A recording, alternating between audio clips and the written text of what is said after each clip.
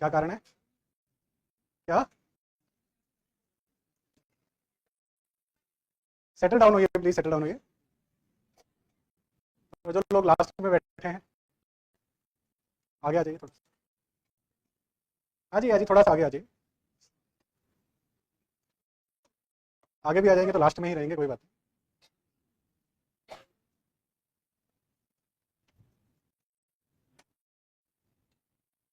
Pen paper निकाल लीजिए सभी लोग। नोटबुक नोटबुक निकाल लीजिए, नोटबुक और पेन।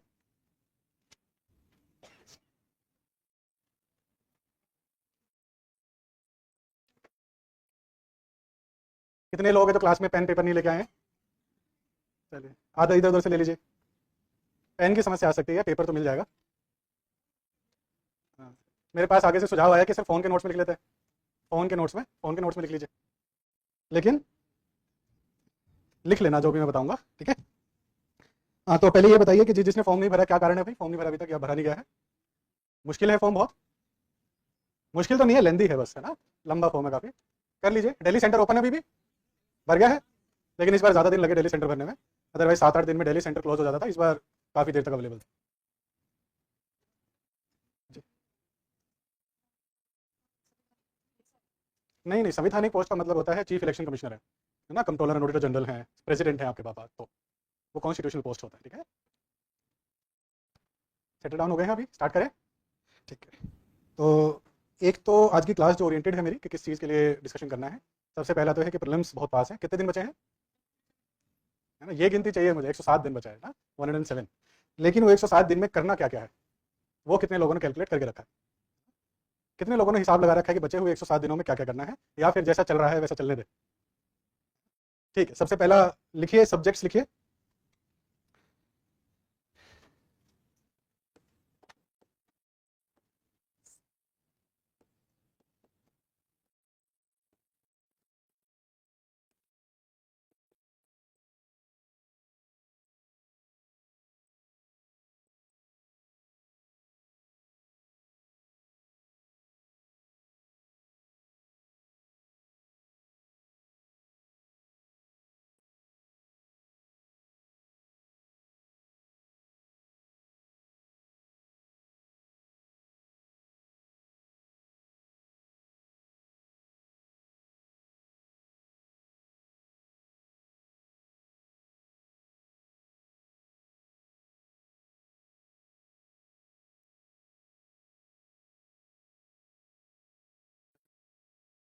क्या हुआ? क्या हो गया भाई? अच्छा, नहीं दिख रहा है, ठीक।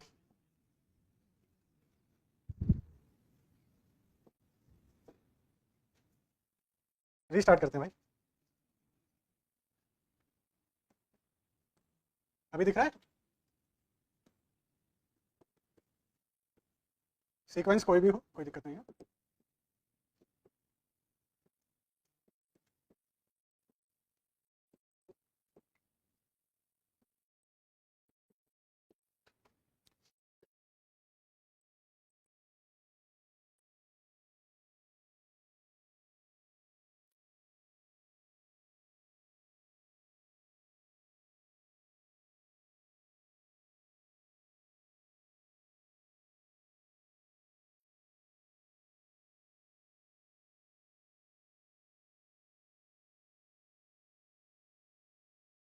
बन गया?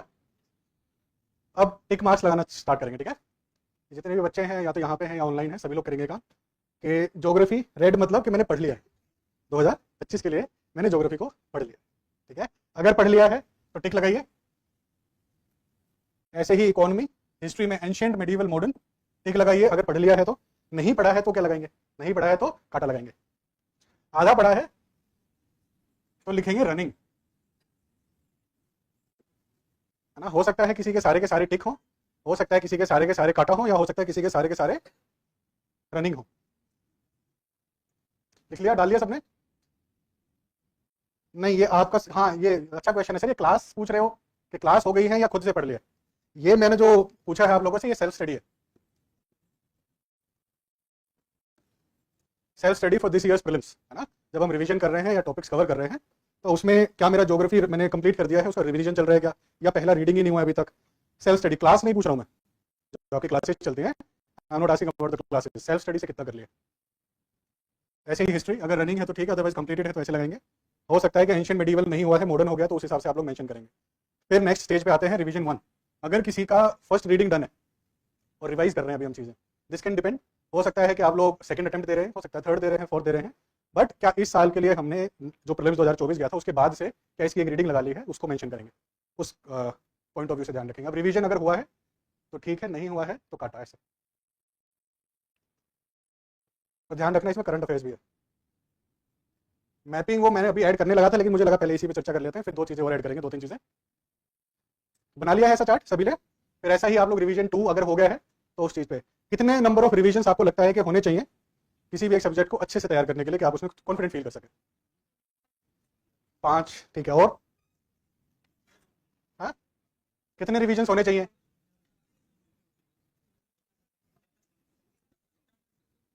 सेटल डाउन होइए प्लीज एक बार, बताइए बताइए कितने रिवीजन होने चाहिए किसी एक सब्जेक्ट के?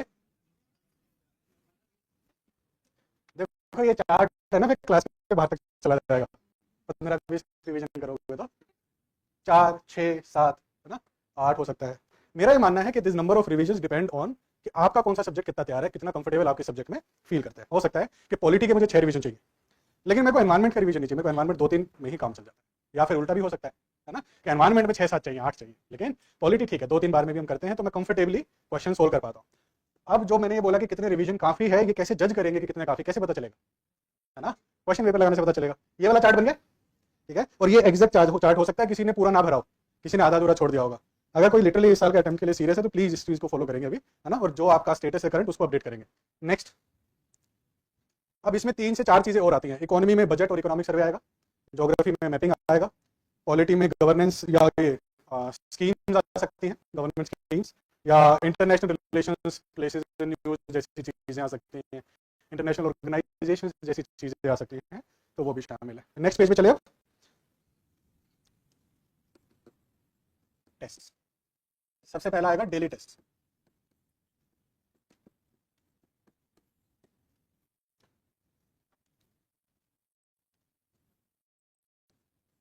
यहां पे लिखेंगे कंडक्टेड, कि कितने कंडक्ट किए जा चुके। यहां पे लिखा जाएगा अटेम्प्टेड, ठीक है, कितने कंडक्ट हो चुके हैं daily test. This daily test can be anything, हो सकता है हम जो ले रहे हैं वो, हो सकता है आप किसी और संस्था के कोई पेपर्स लगा रहे हो वो हो सकता है, बट डेली टेस्ट मतलब डेली कितने बेसिस, कितने क्वेश्चन प्रैक्टिस कर रहे हैं उस बेसिस पे डेली टेस्ट। तो कंडक्टेड फॉर एग्जांपल हमारे यहाँ पे कितना हो गया, कितना, 18, 17 मान लेते हैं, डीएमपीपी का काउंट करें तो 16 मान लेते हैं आपका नंबर, 16, क्या, ठीक है 16 लिख लिया मैंने। और अटेम्प्टेड कितने हैं ये आप अपने हिसाब से लिखेंगे, आपने कितना अटेम्प्ट किया, ठीक है। अब ये पहला जीएस का है, एंड सेकंड जो डेली टेस्ट है दिस इज फॉर सीसैट, कितने हो गए हैं और कितने आपने अटेम्प्ट कर लिए। गणित या तो यहीं कर लेना, अदरवाइज आप यहाँ पे रिमेनिंग लिख सकते हैं, ठीक है। आगे बढ़े, थर्ड, 100 क्वेश्चंस वाले जीएस के पेपर्स। अब यहाँ पे कंडक्टेड लिखूंगा तो थोड़ा गलत हो जाएगा, यहाँ पे हम लिखेंगे कि कितने कर लेने चाहिए थे, ठीक है। How many test I should have attempted till now, एक जनरल या एक एवरेज नंबर कि मुझे कितने पेपर्स अभी तक अटेम्प्ट कर लेने चाहिए थे और मैंने कितने किए हैं, कितने पेपर्स अभी तक कर लेने चाहिए थे, कितने। मैं 2025 का अटेम्प्ट टारगेट करने के लिए बात कर रहा हूँ, और कोशिश है कि पिछले अक्टूबर सितंबर से आप लोगों ने कितने पेपर्स आप कर चुके होंगे, कर लेने चाहिए थे अभी तक, बताइए। एस्टिमेटेड नंबर है, नहीं एस्टिमेटेड नंबर या नहीं है कोई भी दिमाग में नंबर? अच्छा, कैलकुलेट करते हैं हम लोग। आप लोग कब एक्टिव होते हैं? मान लीजिए जैसे जो अभी मई में एग्जाम है तो इसके लिए कब एक्टिव होंगे पढ़ाई के लिए? अभी जनवरी में सर, अभी हुए सर, हाँ 1 महीना भी नहीं हुआ सर, अभी तो एक्टिव हुए सर, आप कैसी बातें कर रहे हैं अभी, हैं? हम मान लेते हैं सितंबर अक्टूबर, हम जब मेंटरशिप स्टार्ट करते हैं विल टेक दैट मंथ, ठीक है। अक्टूबर से लेकर के और मई तक कितने मंथ हो गए भाई, कितने मंथ हो गए, 5 और 3 8, 8 लेके चलते हैं मोटा मोटा एवरेज, 8 मंथ्स। टोटल क्वेश्चंस कितने सॉल्व कर लेने चाहिए, कितने क्वेश्चन सॉल्व कर लेने चाहिए, प्रैक्टिस कर लेने चाहिए एक अटेम्प्ट के लिए? 10,000 क्वेश्चंस, 10,000 क्वेश्चंस, ठीक है। मैं ये रेंज लेके चलता हूँ 8 से 10,000, total number of questions, including your quiz, including your daily test, including your 100 questions. But this is specifically for GS, CSET नहीं है। अब आप मुझे बताइए, मैं मान लेता हूं कि 80 पेपर, 80 से 100 पेपर्स ओवरऑल है ना, बट इसमें क्विज भी शामिल हैं और आपके डेली टेस्ट वगैरह शामिल हैं। Total number of questions can be 8 to 10,000। 8 महीने में 8,000 क्वेश्चन। कितने महीने बीत गए हैं अक्टूबर से? कितने महीने बीत गए हैं? 4। तो कितने पेपर्स लगा लेने चाहिए थे अभी तक? कितने कितने क्वेश्चन पेपर सॉल्व कर लेने चाहिए थे? ये एवरेज होना चाहिए था मेरे हिसाब से कहीं 25 से 35 के बीच में। आप बताइए, क्या हम 25 से 35 के आसपास भी हैं? मैंने शायद जब मैं अक्टूबर में मैंने क्लास ली थी इंटीग्रेटेड में, तब भी मैंने बताया होगा एक ही नंबर, तो कि 10,000 के आसपास एमसीक्यू सोल्व कर लेने चाहिए। क्यों कर लेने चाहिए का रीजन भी मैं दूंगा आज, बट आप लोगों को पता भी होगा कि क्यों करने चाहिए क्वेश्चन पेपर सोल्व। ठीक है, केवल पढ़ाई से अगर हो रहा होता, केवल पढ़ने से अगर हो रहा होता तो शायद सब पढ़ रहे हैं। क्लासेस से अगर हो रहा होता कि केवल क्लासेस ले ली, खुद से नहीं पढ़ा है, तो भी शायद सबने क्लासेस ली है, तो भी हो गया होता सबका। तो ऐसा क्या है डिफरेंशिएटर जो आप लोगों को बाकी बच्चों से अलग करेगा, या that will help you gain more marks, extra advantage gain करना। अभी आप लोग पेपर सोल्व करते होंगे तो आपके मार्क्स आते होंगे 60, 70, मैक्सिमम 110 की रेंज में किसी बच्चे के जाते होंगे, 110, 120, अगर वो उसका सब्जेक्ट बहुत तैयार है तो। अदरवाइज बहुत ही जनरल मार्क्स आते होंगे, सर कभी कभी 70 पे आ जा रहा है, कहीं किसी बच्चे का 60 भी नहीं पहुंच रहा होगा ना। मैं जानता हूँ बच्चों को नहीं पहुंच रहा 60। हो सकता है कि सर किसी सब्जेक्ट का जब मैं सेक्शनल पेपर लगाता हूँ तब तो पहुंच जा रहा है, तब तो आराम से 90 भी मैं क्रॉस कर दे रहा हूँ, किसी पेपर में तो मैं 100 भी लाया। लेकिन जब ऐसे सब्जेक्ट्स की बात आती है जो मेरे रेडी नहीं है बहुत, तो मेरे उसमें 50-60 नंबर भी नहीं आ पा रहे सर। और गलती से मैंने अभी फुल लेंथ लगाया ही नहीं है ना। अगर मैंने फुल लेंथ लगा लिया और उसमें मेरे 50-60 नंबर आ गए तो मैं तो चिंता में आ जाऊंगा। इसीलिए तो नहीं लग रहा ना पेपर, चिंता हो जा रही है कि सर पेपर लगाते हैं, मार्क्स ही नहीं आ रहे हैं, 50-60-70 नंबर आ रहे हैं, डिमोटिवेशन सा फील होता है, फिर किताबें नहीं उठती हमसे ना। फिर ऐसा मन करता है कि एक आधे दिन का 2 दिन का रेस्ट होना चाहिए कम से कम, 1 घंटे 2 घंटे का पेपर लगाने के बाद फिर रिस्टार्ट करेंगे ना, क्योंकि डिमोटिवेशन को भी तो काउंटर करना है हमें, वो आराम से करना चाहते हैं आप लोग। मेरा मानना है कि उसको दुगनी मेहनत के साथ काउंटर होना चाहिए कि नहीं होना चाहिए ना। अगर आप लोगों के मार्क्स कम आ रहे हैं तो you should counter that with more efforts. मैं बताता हूँ इसको, ऐसा कैसे नहीं आएगा नंबर, अगले पेपर में लाऊंगा और पढ़ेंगे। लेकिन अगर हताश निराश होकर के और पेपर ही नहीं लगाएंगे तो आप लोगों का इंप्रूवमेंट कैसे हो? ठीक है, तो अभी के लिए अगर मैं एक एस्टिमेटेड नंबर लेकर के चलो, ठीक है, हम लोग इसको 20 से 30 भी मान सकते हैं, बट आप में से कितने लोग हैं जिन्होंने full length question paper, 100 question वाले सेक्शनल पेपर या फुल लेंथ पेपर 100 क्वेश्चन वाले 20 से 30 की रेंज में लगा लिए? कितने लोग हैं क्लास में? और जिन्होंने भी लगाए हैं, they must be at a certain confidence level. थोड़ा तो फील होता होगा कि यार कुछ एडवांटेज है अभी फिलहाल, है ना। हमें ये नहीं लगेगा एकदम से कि that we are starting afresh. ठीक है, मार्क्स हो सकता है कि आपके 18, 20, 25 टेस्ट लगाने के बाद भी अभी बहुत एनहांस नहीं हुए, लेकिन इन कंपैरिजन अगर आप ये टेस्ट नहीं लगाते तो आपकी परफॉर्मेंस कहाँ पे थी अक्टूबर में और आज आप कहाँ पे खड़े, मे भी इंप्रूवमेंट फील हुआ होगा। और वो टेस्ट लगाने से होता है, because only test is the source जहाँ पे आप अपनी परफॉर्मेंस को गेज कर सकते हैं। ठीक है, अगर आपको ये लगता है कि आप अपनी परफॉर्मेंस को ग्रुप डिस्कशंस में गेज करेंगे, है ना, चाय पे चर्चा करेंगे और हमने 2 बातें ज़्यादा बोल दी सामने वाले से और आपको लगता है कि नहीं मुझे ज़्यादा आता, गलत है। क्योंकि एट द एंड डिस्कशन करके नहीं आना है, एट द एंड तो क्वेश्चन पेपर सोल्व करके आना है। अल्टीमेट गेम क्या है? अल्टीमेट एंड तो प्रीलिम्स का पेपर सोल्व करना है 100 क्वेश्चन का बैठ के। मेरे एफर्ट्स क्या उस 100 क्वेश्चन के पेपर को सोल्व करने के लिए चल रहे हैं कि नहीं चल रहे हैं, या बस मैं पढ़े जा रहा हूँ और पढ़ते हुए पता भी नहीं चल रहा है कि क्या पॉजिटिवली कुछ गेन हो रहा है, मैं कहाँ खड़ा हूँ आज। आप भी अगर मेरे से कोई 100 क्वेश्चन का पेपर ले ले जो सब्जेक्ट में पढ़ रहा था, मेरे कितना स्कोर आएगा, unless until you analyse that you are on the wrong path. तो क्वेश्चन पेपर्स बहुत अच्छा सोर्स है इस चीज़ की जांच के लिए। ठीक है, तो अगर अभी 20 से 30 या मैं 30 एवरेज ले लूँ तो कितने पेपर्स और लगा लेने चाहिए अभी? रिमेनिंग मंथ्स कितना है? कितने मंथ्स बचे हैं? 3.5 महीने, 3.5 महीना लेफ्ट है। 3.5 मंथ्स में कितने पेपर्स और लगा लेने चाहिए हमें अंदाजा? 40-50 पेपर आराम से लगा लेने चाहिए। एंड 40-50 पेपर्स में ये नहीं कह रहा हूँ कि डायरेक्टली 40 से 50 पेपर क्वेश्चन पेपर सोल्व करिए, रादर इसमें क्विज भी शामिल हो सकती है, इसमें करंट अफेयर्स के कुछ क्वेश्चन पेपर्स या क्विज अलग से शामिल होंगे तो वो भी लिख सकते, वो भी डाल सकते हैं। डेली टेस्ट आप लोग अटेम्प्ट कर रहे होंगे, आप लोग वो भी डाल सकते हैं। बट मोटा मोटा जो नंबर ऑफ क्वेश्चंस अभी सोल्व होने चाहिए वो 5,000 के आसपास होने चाहिए मई तक। कैसे करेंगे वो भी अभी डिस्कस करेंगे। तो अब इस वाले पे आते हैं, कैलकुलेशन हमने किया, अब आते हैं इस वाले चार्ट पे। जो आप लोग आराम से घूमते हैं, आराम से बैठे हैं, मैं देखा भी लाइब्रेरी में ऐसे चेयर पे ऐसे पड़ गए ऐसे है, देखा मैंने। और सर आए, मैं देखा, उसने देख लिया कि मैं आया हूँ, तो फिर वो ऐसे करके कर रहे हैं, ऐसा हो रहा है। अब आप लोग थोड़ा सा रिलैक्स्ड लगे मुझे ना, रिलैक्स होने का टाइम है नहीं। ठीक है, कितने क्वेश्चन होने, कितने पेपर हो जाने चाहिए थे? 30 मान लेते हैं। अब आप लोगों का क्या काउंट है यहाँ पे, आप लोग वो लिखेंगे। ठीक है, 0 भी हो सकता है, मेरे को कोई दिक्कत नहीं है इस चीज़ को देखने में कि 0 भी लिख रहा है कोई। ये 10 भी हो सकता है, ये 15 भी हो सकता है। दिमाग तब खराब होगा जब ये 35 लिख देगा कोई यहाँ पे। लेकिन अच्छी बात अगर कोई लिखेगा तो I would highly appreciate that person. ठीक है, और फिर रिमेनिंग कितना बचा नेक्स्ट। अब फंसेंगे आप लोग। 80 क्वेश्चंस के सी सेट के कितने पेपर लगाए?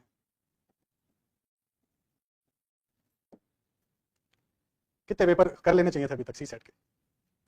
ये नंबर वेरी कर सकता है, दिस डिपेंड्स ऑन इंडिविजुअल कि उसकी तैयारी कैसी है, उसका सी सेट कैसा है। ठीक है, और उसने प्रीवियस ईयर क्वेश्चन पेपर्स बैठ के सोल्व किए कि नहीं किए। किस किसने ट्राई किए थे 2022 और 24 के क्वेश्चन पेपर्स? ठीक है, कितने कितने क्या सही आया था परफॉर्मेंस? सोल्व किया हुआ ही दोबारा सोल्व कर दिया गया? ऐसा किया क्या? सोल्व किया हुआ दोबारा सोल्व कर दिया, फिर तो नंबर आ ही जाएंगे, भ्रम आ जाएगा फिर मेरे को तो आता है। 23 का किस किसने पेपर सोल्व किया? 23 का क्या क्या रहा उसमें, अगर पहले सोल्व नहीं किया था तो? हाँ, जो पेपर घर पे सोल्व करने पे 1-2 नंबर से रुक रहा है, वो पेपर में 20 नंबर से रुकेगा कम से कम। मैं मजाक नहीं कर रहा हूँ। ठीक है, घर पे आप लोग बहुत चिल, प्रेशर नहीं है, सब नंबर ही तो लाने हैं। एग्जाम में एक अलग ही प्रेशर होता है। जब भी फिर आप आते हैं ना, जब एग्जाम से बाहर, आप अपने दोस्तों को पेपर दिखाते हैं, अरे यार ये पेपर आसान पेपर यार, तुम लोग हाल तुम परेशान हो रहे हो, ऐसे कमेंट्स मिलते हैं आप लोगों को। जब वो एग्जाम हॉल में हम लोग पेपर दे रहे होते हैं बैठ के, तब हमें फील होता है कि क्या डिफिकल्टी लेवल था इस पेपर। ठीक है, कितने पेपर लगा लेने चाहिए थे 80 क्वेश्चन वाले?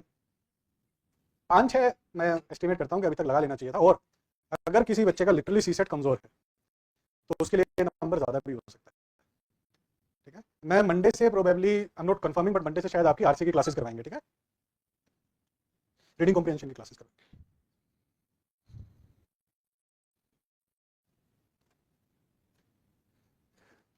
तो ये 5-6 और हमने कितने किए?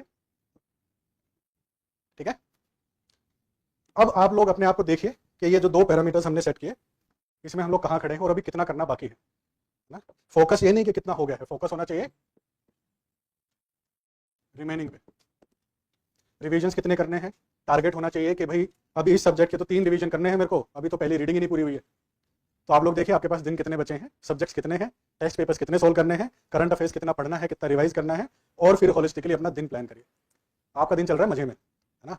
मैं हमेशा बात बोल बोल के थक गया हूँ कि पीक टाइम अभी है, पीक टाइम अभी है, बट बहुत लोगों के समझ में नहीं आ रहा है, और फिर समझ में आता है 25 मई की शाम को, है ना। कई लोग धुरंधर हैं, वो पेपर देते देते फील कर जाते हैं अरे सर कबाड़ा हो गया। मेरे पास बीच में ही फोन आ जाता है, पता है कई बार बच्चों से, जैसे जीएससी खराब हो गया, सीसेट में बैठूं कि ना बैठूं, है ना। अब इस तरीके के फोन आप रिसीव कर रहे हैं अपने स्टूडेंट से, तो it can be highly demotivating for the student as well as for me. और मैं हमेशा ये बात बोलता हूँ, आप जितना एक्स्ट्रा चाहते हैं, आप जितने एक्स्ट्रा मार्क्स चाहते हैं, extra marks for good hand writing नहीं चल रहा है यहाँ पे, अप्सरा, याद है वो एडवर्टीजमेंट आता था, extra marks for good hand writing. अगर आप एक्स्ट्रा मार्क्स चाहते हैं तो आपको एक्स्ट्रा एफर्ट्स पुट करने पड़ेंगे, ऐसा ही है। और ये लीड टू नहीं, rather it should be directly proportional. और क्या आज के समय में हम एक्स्ट्रा एफर्ट्स लगा रहे हैं बैठ के, या जितना लगाना चाहिए उससे भी कहीं एक आधा घंटा 2 घंटा कम ही लगा ले रहे हैं, है ना। लग रहा है कि अभी तो टाइम है, कर लेंगे कवर अप, कोई बात नहीं। आता होगा ये फील कि अभी तो टाइम है सर। सर 15 फरवरी सर 15 फरवरी से सब छोड़ देंगे सर, 15 फरवरी से सर मंडे से संडे तक सर एक मैच है, बस एक मैच निपटा लेता हूं मैं, या संडे तक मुझे कहीं जाना है सर काम से, है ना, मुझे फलाना डे मनाना है ना सर, फिर मंडे से लग जाएंगे सर पक्का। सर 1 मार्च होली गैप में घर जाना है सर, उसके बाद आके सर आप देखना मैं दिखूंगा ही नहीं आपको। होता होगा ऐसा, आते हैं ना मन में ऐसे ख्याल, ये ऐसे ख्याल पता कब आते हैं? ऐसे ख्याल आता है सोने से पहले, है ना। सोने लगे हैं, अब चले हैं ख्याली पुलाव पकने कि अच्छा प्रीलिम्स तो हो गया है मेरा, अब मैं मेंस लिख रहा हूँ, ठीक है मेरे को स्पीड पे काम कर लेना चाहिए, सिलेक्शन भी हो गया है ना, अब मैं ये इंप्रूवमेंट्स कर रहा हूँ समाज में, ये हो रहा है वो हो रहा है, लेकिन ख्याली पुलाव आता होगा ऐसे मन में ख्याल, कई बार आते होंगे कि यार अगर मैं बन गया तो ऐसा होगा। आता है किसी किसी के में आता होगा कि सोने से पहले नेक्स्ट डे का प्लान, कि नेक्स्ट डे क्या कर लेना चाहिए, हाँ? किसी किसी के में आता होगा कि यार अभी ये 1-2 चीजें निपटानी है, फंक्शन, उसके बाद में पढ़ना शुरू करूंगा। मन में इंटेंट में बहुत आता होगा डेली बेसिस पे कि यार अब से नहीं छोड़ूंगा, अब कल से देखना, है ना। वो कल के लिए भी बोलते हैं आप लोग अपने आप को, लेकिन जब जैसे ही कल आता है वो सारा मोटिवेशन ध्वस्त होता है जो रात को इकट्ठा किया था हमने बहुत मेहनत से। ठीक है, तो प्लीज, है ना, क्या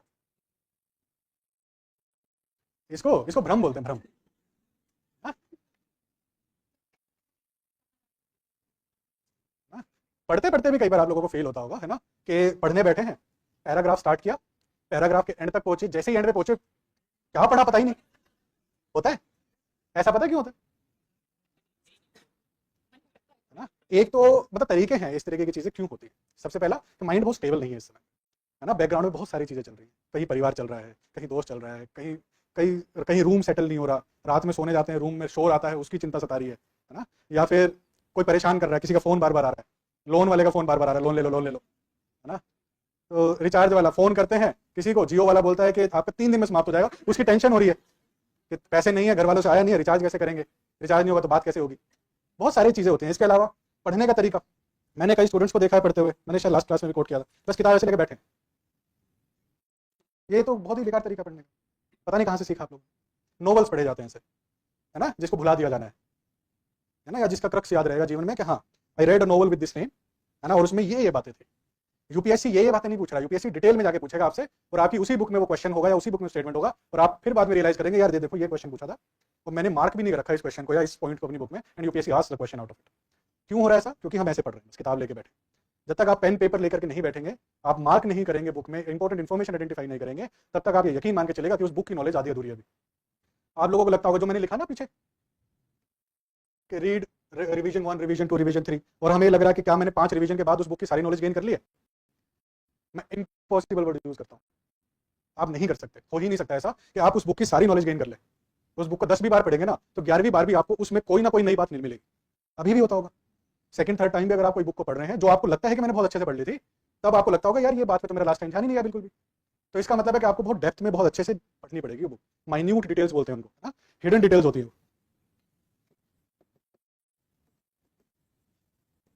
या फिर बिटवीन द लाइंस पढ़ना, वो इन्फॉर्मेशन है आप ही की बुक में बट आपसे आइडेंटिफाई नहीं हो रही है। उसको आइडेंटिफाई करने में कौन हेल्प करता है? या तो आपको पीवाईक्यूज हेल्प करेंगे, होता है जब आप पीवाईक्यूज गो थ्रू कर रहे होते हैं and after that you go through the book, तब आपको दिखता होगा यार ये देखो ये तो क्वेश्चन पूछा हुआ था इन्होंने, है ना। फिर आपको एक इन्फॉर्मेशन आइडेंटिफाई होती है, और आपको कई बार ये भी रियलाइज होता होगा कि लास्ट टाइम पढ़ते हुए तो मैंने ध्यान ही नहीं दिया था इस बात पे कि ये भी कोई बात थी काम की, बट जैसे ही मैंने क्वेश्चन गो थ्रू करे I could identify that thing. दूसरी चीज कौन हेल्प करेगी? Mock papers. और तीसरी चीज क्या हेल्प करेगी? रिवीजन। जब मैं एक बुक पढ़ लेता हूँ, मैंने मार्क करा, मार्किंग करने के बाद जब मैं नेक्स्ट टाइम उस बुक को पढ़ने के लिए वापस आया हूँ, तब मेरे को दो चीजें तो पता है कि इसमें मेरे हिसाब से अभी के लिए क्या इंपॉर्टेंट है और क्या इंपॉर्टेंट नहीं। मैंने फिर से रीडिंग लगाना चालू करी। मार्किंग वाली बात तो आपके लिए इंपॉर्टेंट है, आपको पता है कि ये तो ईजी है, मेरे को पता है मैंने मार्क कर रखा है, आइडेंटिफाइबल है। आपका ध्यान, आपका फोकस, आपका माइंड दूसरी चीजों पे फोकस करना स्टार्ट करता है, और हो सकता है वहां से कोई इन्फॉर्मेशन निकालने की वो कोशिश करे। ठीक है, तो आप लोग प्लीज ध्यान रखिए कि please use these 3 things to read a source better, ना। किस चीज के लिए? To read a source better. अगर नहीं पढ़ेंगे ना तो आपको लगेगा कि मैंने किताब पढ़ दी है और उसी में से क्वेश्चन आएंगे, आप बोलेंगे कि सर इसमें से आता ही नहीं है कुछ, आपने उसको पढ़ा नहीं है वो ध्यान से, आपने उसकी बारीकियां नहीं आइडेंटिफाई की। ठीक है, प्लीज इस चीज का ध्यान दीजिए कि एक तो ये ना करें कि 15 तारीख से पढ़ेंगे, मंडे से पढ़ेंगे, मार्च से पढ़ेंगे, कल से पढ़ेंगे। कल नहीं आता है विद्यार्थी के जीवन में। तो कहावत सुनी है आपने, काल करे सो आज कर? इसका उल्टा सुना है? क्या है? काल करे सो आज कर, आज करे सो अब, है? एक तो ये है, दूसरा इसका अपोजिट क्या है? आज करे सो काल कर, काल करे सो परसों।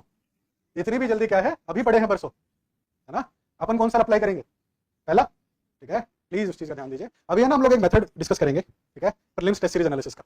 तो मैं उसमें से आइडेंटिफाई करना सिखाऊंगा कि how to identify important points, कैसे कलेक्ट करना है चीजों को, कैसे रिवाइज करना है चीजों को, और अगर आप अप्लाई करेंगे उसके कुछ क्वेश्चंस भी हो सकते हैं जिन बच्चों ने पहले फॉलो किया हुआ तरीका। ठीक है, तो मैं उनके क्वेश्चंस भी लूंगा, और जो मेरे पास ऑलरेडी डाउट्स हैं उस तरीकों को लेकर के मैं वो भी क्लैरिफाई करूंगा कि किन किन चीजों का ध्यान रखना है ये मेथड फॉलो करते हैं। ठीक है, ठीक है, नेक्स्ट पेज फॉलो निकालिए और सब लोग लिखना स्टार्ट करेंगे।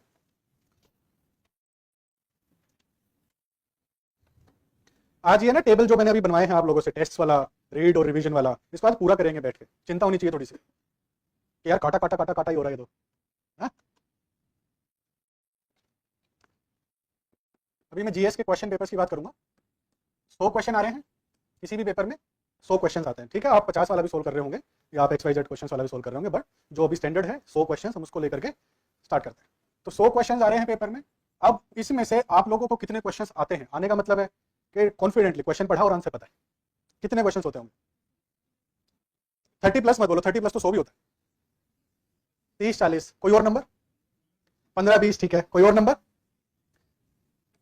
15, 20, 25, 35, यही नंबर होंगे सबके? है कोई जो बोलेगा कि सर 50, 60, 70, 80? है किसी के पास ऐसा नंबर? तो मैं एक इसका एवरेज ले लेता हूं कि किसी को 25 से 35 क्वेश्चंस आते हैं directly, and these 25 to 35 questions very for each student. किसी के लिए कोई 25-35 हो सकते हैं, किसी के लिए कोई 30 क्वेश्चन हो सकते हैं, किसी के लिए कोई 30 क्वेश्चन हो सकते हैं। सेट नहीं है, ऐसा नहीं है कि सेम सेट ऑफ क्वेश्चन सभी बच्चों को आता होगा, इम्पॉसिबल, ऐसा नहीं होता। ठीक है, अब ये क्वेश्चंस मेरे कंफर्म्ड क्वेश्चंस है कि हो सकता है इसमें से भी गलत हो जाते हैं, लेकिन मेरे पास इनके लिए कॉन्फिडेंस था, I was confident about them and I sold them. बचे कितने? हम 60 से 70 एक एवरेज नंबर लेके चलते हैं कि 60 से 70 क्वेश्चंस ऐसे होंगे जो मुझे नहीं आते होंगे। अब नहीं आने का मतलब ये तो नहीं है ना कि मैं इनको सोल्व नहीं करता हूँ, सोल्व तो करते हैं, अदरवाइज कैसे क्लियर होगा? 25 से 35 में तो कुछ नहीं हो रहा है ना, तो कैसे सोल्व करते हैं फिर इन क्वेश्चंस को? हम क्या लगाते हैं? हम बहुत सारे तरीके लगाते हैं। क्या क्या? जैसे सबसे पहला एलिमिनेशन लगाएंगे, एस्टिमेशन लगाएंगे, मैं अभी बताऊंगा क्या क्या है, रेड फ्लैग्स आइडेंटिफाई करेंगे।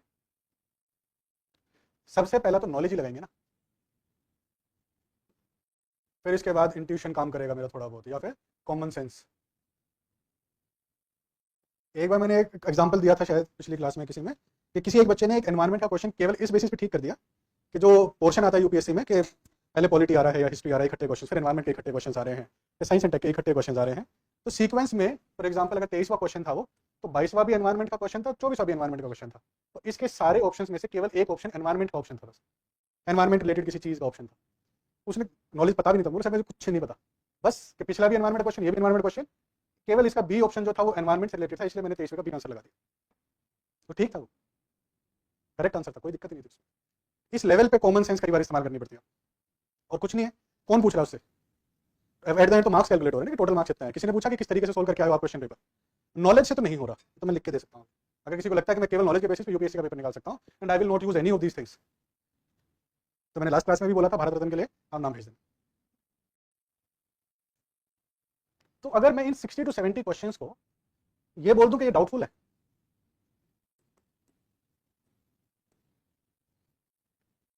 डाउटफुल क्वेश्चन है ना। अब अगर मैं डाउट्स, एक क्वेश्चन एक टॉपिक पे बेस्ड होता है जनरली, कुछ ही ऐसे क्वेश्चंस मिलेंगे जो आपको मल्टीप्लिसिटी ऑफ टॉपिक से बन के मिलेगा, कुछ कई अलग अलग टॉपिक से मिलकर बनेगा, अदरवाइज एक टॉपिक एक क्वेश्चन होता है उसका।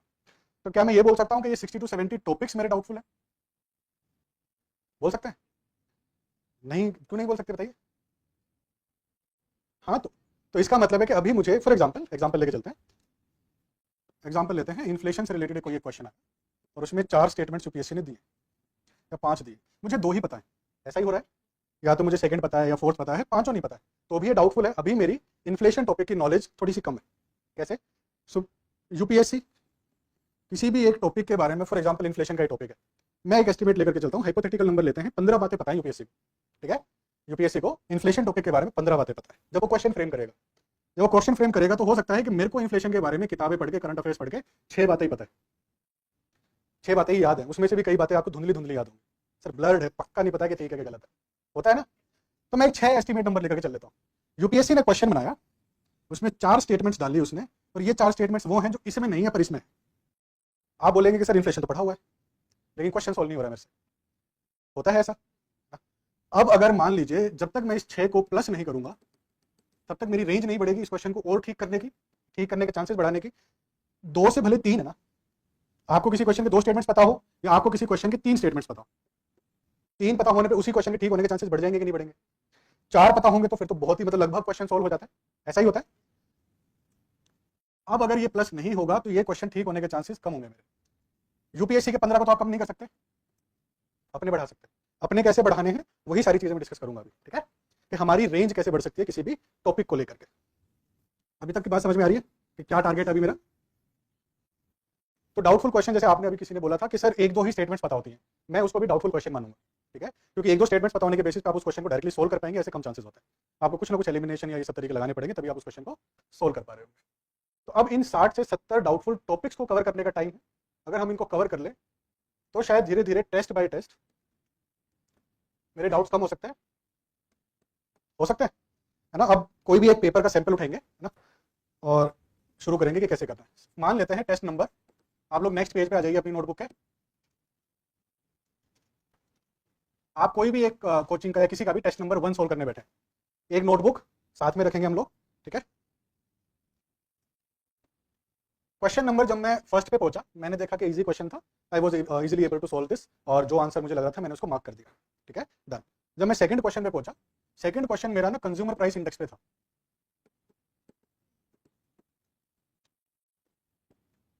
मेरे को आता नहीं था क्वेश्चन डायरेक्टली, मैं कंफ्यूज हुआ या फिर वो मेरे लिए डाउट बन गया। इसी तरीके से चल रहा होगा क्वेश्चन पेपर जब आप सोल्व करते हैं, ऐसे ही होता है ना, जब क्वेश्चन पेपर पे चल रहे हैं यार ये बहुत अच्छे से नहीं आता, इसका एक आधा स्टेटमेंट पता है या एक आधा नहीं पता है, यानी कि वो डाउटफुल क्वेश्चन है।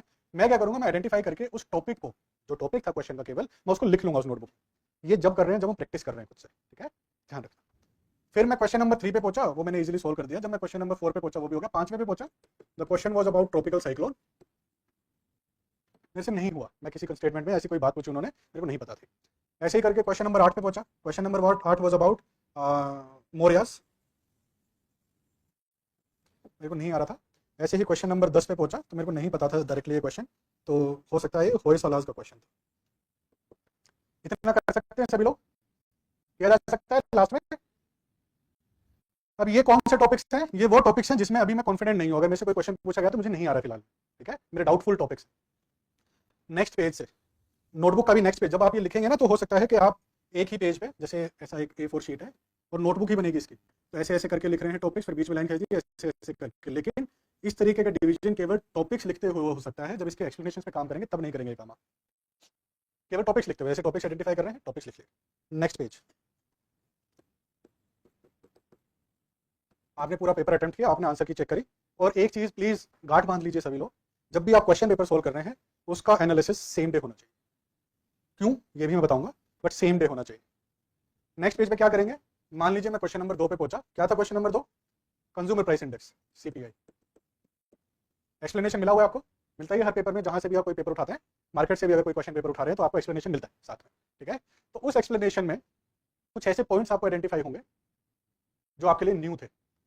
अब यहाँ पे एक स्टूडेंट्स की डाउट आती है कि सर कितना लिखें, एक्सप्लेनेशन में तो 8-10 पॉइंट है, मैं कितने निकालूंगा, कितने उठाऊं अपनी नोटबुक में डालने के लिए, ठीक है। तो मेरा ये कहना है, यूपीएससी ने जब क्वेश्चन बनाया था, तो उसने कितनी लेंदी लेंदी बातें लिखी थी इन स्टेटमेंट्स में। कितनी लेंदी बातें लिखता है यूपीएससी? 3-3 4-4 वर्ड्स की स्टेटमेंट्स बना देता है वो तो, है ना, इससे ज्यादा तो नहीं लिखता है, या फिर छोटे छोटे वर्ड्स लिखेगा बस, उसी में आप लोगों को क्वेश्चन पूछ रहा है। तो मेरे को भी उन बड़ी बड़ी स्टेटमेंट्स में से, एक्सप्लेनेशंस में से केवल वही की पॉइंट उठाना है। की पॉइंट का मतलब फुल सेंटेंस नहीं है, मैं लिख देता हूं पूरी बात, पूरा सेंटेंस नहीं उठाना है प्लीज, केवल काम भर की बात, जिस बात पे कोई क्वेश्चन फ्रेम हो सकता है, केवल काम भर की बात उठाएंगे।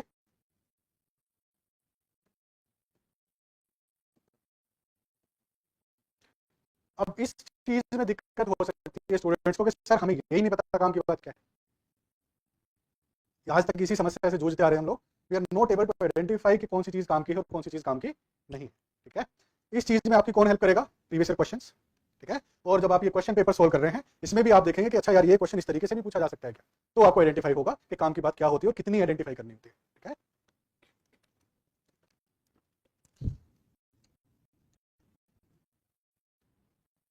मैं तो कई बार जैसे ऐसे नोट्स निकालूंगा, फॉर एग्जांपल सुप्रीम कोर्ट का क्वेश्चन था, सुप्रीम कोर्ट की ऐसे 2 बातें निकाली, फिर इसमें ऐसे एक एक पॉइंट छोटा छोटा लिख लिया। इसमें से अगर कोई काम की बात थी, मान लेते हैं गारंटर वर्ड लिखा मैंने, guarantor of the fundamental rights, ऐसा ही है, तो ऐसे छोटी सी बात यहाँ पे निकाल लेंगे, तो मैं माइंड मैप जैसा भी बना सकता हूँ उस अपने notes, just like a mind map. Note necessary के स्ट्रक्चर्ड नोट्स बनाने हैं, ये नोट्स प्लीज ध्यान रखना है कि अपने लिए बनाने हैं, उसके लिए नहीं बनाने, ठीक है। मैंने देखे कई बच्चों के नोट्स, 7 रंग इस्तेमाल कर रखे उन्होंने, है ना, किसी में लाल, किसी में हरा, उसमें से एरो भी अलग कलर का बना रखा है। कहाँ लेके जाएंगे ऐसे नोट्स? हाँ? या तो बेचने हैं, सेलेक्ट हो गए, ऐसा है प्लान, सेलेक्ट होके बेचेंगे नोट्स। प्लीज ऐसे नोट्स बनाइए जो केवल आपको समझ में आए। क्या हुआ, क्या हुआ?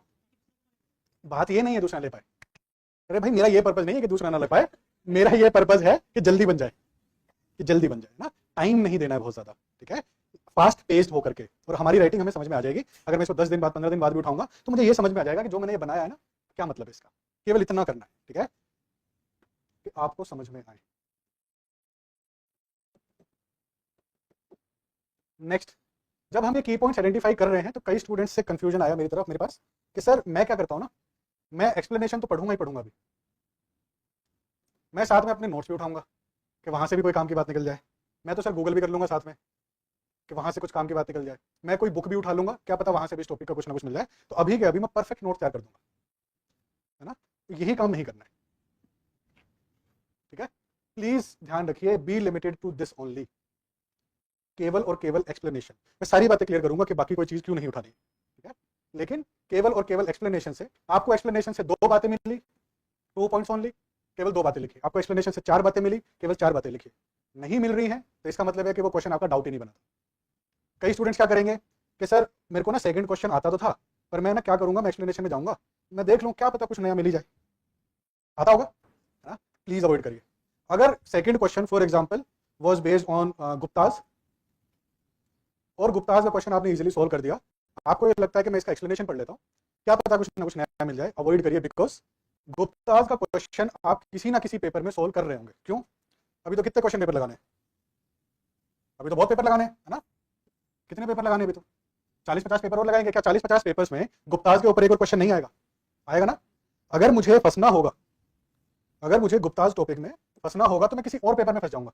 अभी के लिए मैं मान के चलता हूं मेरे को आता है, समझ रहे हो आप लोग। तो केवल और केवल एक्सप्लेनेशन पे स्टिक करेंगे। अब आप में से वैरायटी ऑफ स्टूडेंट्स हैं, किसी का फाउंडेशन चल रहा है, किसी ने पढ़ाई नहीं है। सर मैंने तो एनवायरमेंट का पेपर लगाया और सर डाउट में 95 आ गए, 95 डाउट बन गए मेरे तो, सर मैं अब करूं क्या? हो सकता है ना, क्योंकि अभी एनवायरमेंट मैंने बहुत अच्छे से नहीं पढ़ा। ये स्वाभाविक है, एक्सेप्टेंस इज अ ब्लेस। आपको एक्सेप्ट करना पड़ेगा कि मेरे इतने डाउट्स क्यों बन रहे हैं, मेरे इतने कम मार्क्स क्यों आ रहे हैं, बिकॉज तैयार नहीं है इसलिए कम मार्क्स आ रहे हैं। तो ये ध्यान रखेंगे कि दिस डाउट्स के कितने नंबर ऑफ डाउट्स हैं विल डिपेंड कि मेरा कौन सा सब्जेक्ट कितना तैयार है। धीरे धीरे कम हो गए काउंट। अब ऐसे करके जब मैं चौथे क्वेश्चन पे जाऊंगा, what ever the question was, मैं उसके पॉइंट्स प्रिपेयर करूंगा। लेकिन ध्यान रखेंगे कि बहुत ही क्विक, फटाफट पेन डाउन करेंगे, नोट डाउन करेंगे और आगे बढ़ेंगे। अब जब आपने 100 क्वेश्चन का ये काम पूरा कर लिया, 100 क्वेश्चन का मतलब ये नहीं है कि 100 के 100 आंसर, 100 के 100 एक्सप्लेनेशन पढ़ेंगे बैठेंगे, नहीं। मेरा मानना है कि it can B 60, it can B 70, और अगर आप लोगों को बहुत टाइम लग रहा है, give priority to top 50 topics, बस, उससे ज्यादा नहीं, कम कर लीजिए। लेकिन टाइम लिमिटेड होना चाहिए। कितना टाइम लगता है इस चीज में? मेरा ये मानना है कि इसमें आप मैक्सिमम 2.5 घंटा दे सकते हैं। आप बोलेंगे सर 2.5 घंटे तो है ही नहीं जीवन में, कहाँ से लाए इतना टाइम? इतना सारा पढ़ना होता है टेस्ट पेपर के लिए, इतना टाइम कैसे लाएंगे? और ये आप तब बोल रहे हैं जब मैं 2 घंटे ऑलरेडी पेपर में दे चुका हूँ। पर मैं समझाऊंगा कि अभी ऐसा इतना समय देने का क्या फायदा है, क्यों दे देना चाहिए, क्यों इन्वेस्ट कर देना चाहिए, ठीक है। तो आज ये 60 से 70 टॉपिक्स के मैंने पॉइंट्स नोट डाउन कर लिए, and this will hardly take, and this should hardly take 2 hours, 2.5 hours, that's it. उससे ज्यादा मत दीजिए। लग रहा है तो छोड़ दीजिए, उसी समय पे खत्म करिए, बट करना सेम डे पे है।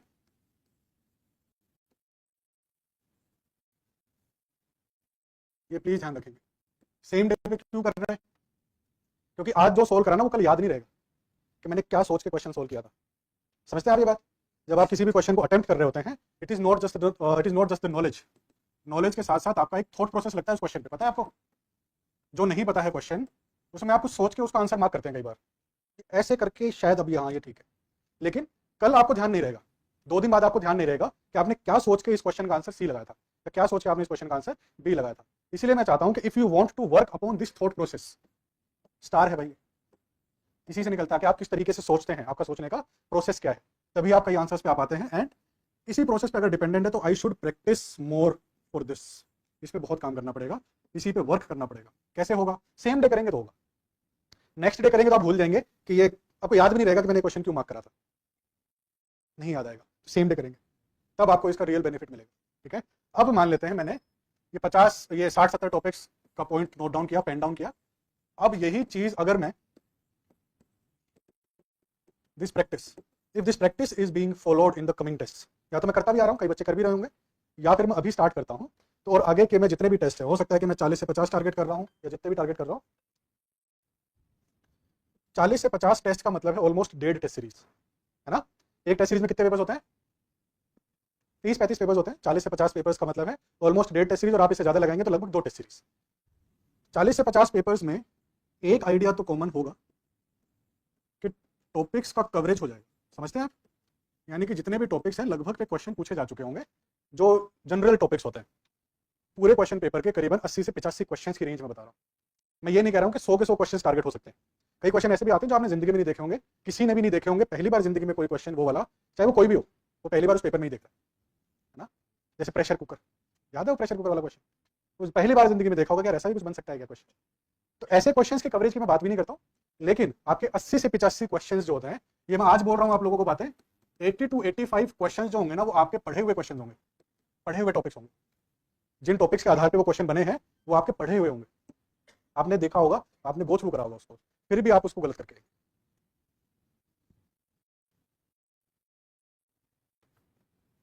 तो मैं इस वाली रेंज को कवर करने के लिए कह रहा हूँ कि यहाँ पे टॉपिक्स का कवरेज हो जाएगा। और ये भी जरूरी नहीं है कि केवल एक बार, ऐसा तो नहीं है ना कि गवर्नर का क्वेश्चन आएगा तो आप एक ही बार सोल्व कर रहे होंगे उसको। 40-50 टेस्ट में तो 10 बार गवर्नर का क्वेश्चन आएगा। आएगा आएगा कि नहीं आएगा? आता भी होगा। अगर आप लोग अभी क्वेश्चन पेपर सोल्व कर रहे हैं तो आप लोग देख रहे होंगे कि यार कई क्वेश्चन या कई टॉपिक से क्वेश्चन आप लोग कर चुके हैं सोल्व, और आप उसको आज सोल्व करने में बेटर कंफर्टेबल महसूस करते हैं अगर आपने कोई क्वेश्चन पहले सोल्व किया होता। तो मेरे टॉपिक्स का कवरेज बेटर होगा।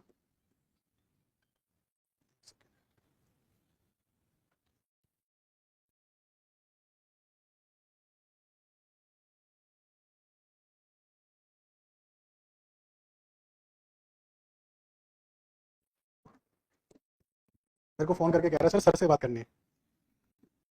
पता नहीं मेरे से ही बात करनी है, किससे बात करनी है। क्या हो गया? यार पता नहीं होता ना, स्टूडेंट को ब्लॉक करना बहुत नुकसानदायक हो जाता है कई बार। Can't block never. ठीक है, तो टॉपिक्स का कवरेज एनहांस करना है। दो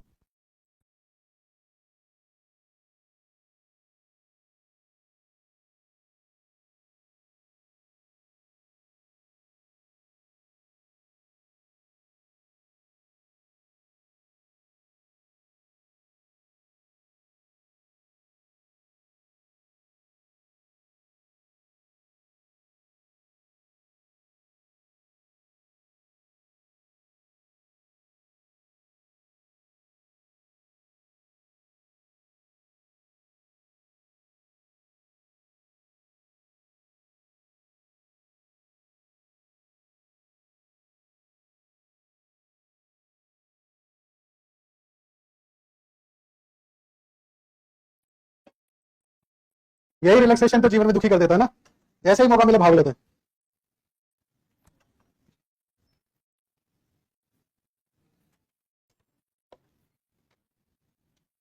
बैठो बैठो, सेटल डाउन हो प्लीज।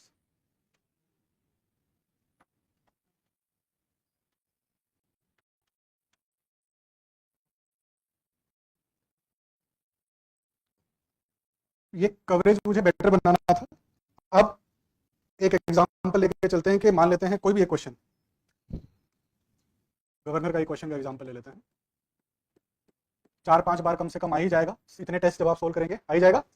अलग अलग स्टेटमेंट्स के साथ आएगा। ऐसा तो नहीं ना कि एग्जैक्ट क्वेश्चन रिपीट होगा, ऐसा तो नहीं होता है। जब एग्जैक्ट क्वेश्चन रिपीट नहीं हो रहा है तो यानी कि स्टेटमेंट्स ज्यादा कवर होंगे। हो सकता है किसी एक टेस्ट में कुछ पूछा गया, किसी एक टेस्ट में कुछ पूछा गया। इस टेस्ट में, टेस्ट नंबर 1 में गवर्नर का क्वेश्चन जो था वो मेरा डाउट बना। डाउट बनने के बाद मैंने उसको एक्सप्लेनेशन में देखा और मैंने उसको पेन डाउन किया। पेन डाउन मतलब की पॉइंट्स मैंने उठा करके और अपनी नोटबुक में डाल लिए।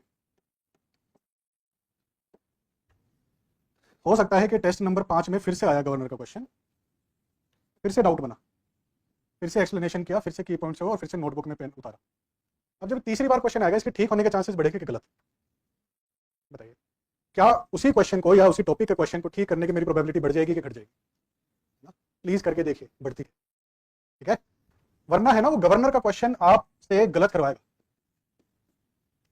यूपीएससी के पास इतना दम है कि वो आपसे 20 बार पढ़ा हुआ टॉपिक गलत करवा सकता है। क्या कारण हो सकता है? तो पहले इसी को बात करते हैं, फिर उस बात पे जाएंगे। ये बात समझ में आई? और ऐसा ही जब मैंने बोला कि आपका टॉपिक का कवरेज बहुत शानदार हो जाएगा, तो इसका मतलब है कि जितने भी वो 80-85 टॉपिक्स की जो रेंज है वो आप मल्टीपल टाइम सोल्व कर रहे होंगे। और हर अटेम्प्ट बाय अटेम्प्ट या वो क्वेश्चन बार बार जब जब आ रहा है तो आपका जो वो चांसेस है उस क्वेश्चन को ठीक करने का वो बढ़ जाएगा। यानी कि ये जो चांसेस हैं क्वेश्चन को करेक्ट करने के, दैट विल इंक्रीज। एंड मैं गारंटी देता हूं कि 100% इंक्रीज होगा। अब मान लेते हैं यही गवर्नर को क्वेश्चन 4-5 बार आया और मैंने इसको तीसरे चौथे बार में मैंने करेक्ट भी मार दिया, हो गया सही से। या तो ये अगली बार किसी पेपर में आएगा या ये सीधा यूपीएससी में आएगा। आपके chances will be brightest to correct this question इधर in the next mock paper या फिर यूपीएससी एग्जाम। पर चांसेस जरूर बढ़ेंगे, मैं गारंटी देता हूँ। अब यही चीज अगर आप रेगुलरली कर रहे हैं और आपकी एक नोटबुक जब तैयार हो रही है, इनको शॉर्ट नोट्स बोल सकते हैं हम लोग। कई स्टूडेंट्स के मन में डाउट होता होगा कि सर आज भी पढ़ते हुए नोट्स बनाने जरूरी है क्या? आती होगी डाउट, आती है क्या? बना रहे हैं, बन भी नहीं पा रहे हैं क्योंकि टाइम नहीं। This can be a source of making short notes, बहुत ही फास्ट पेस्ड। और किस चीज के शॉर्ट नोट्स हैं ये?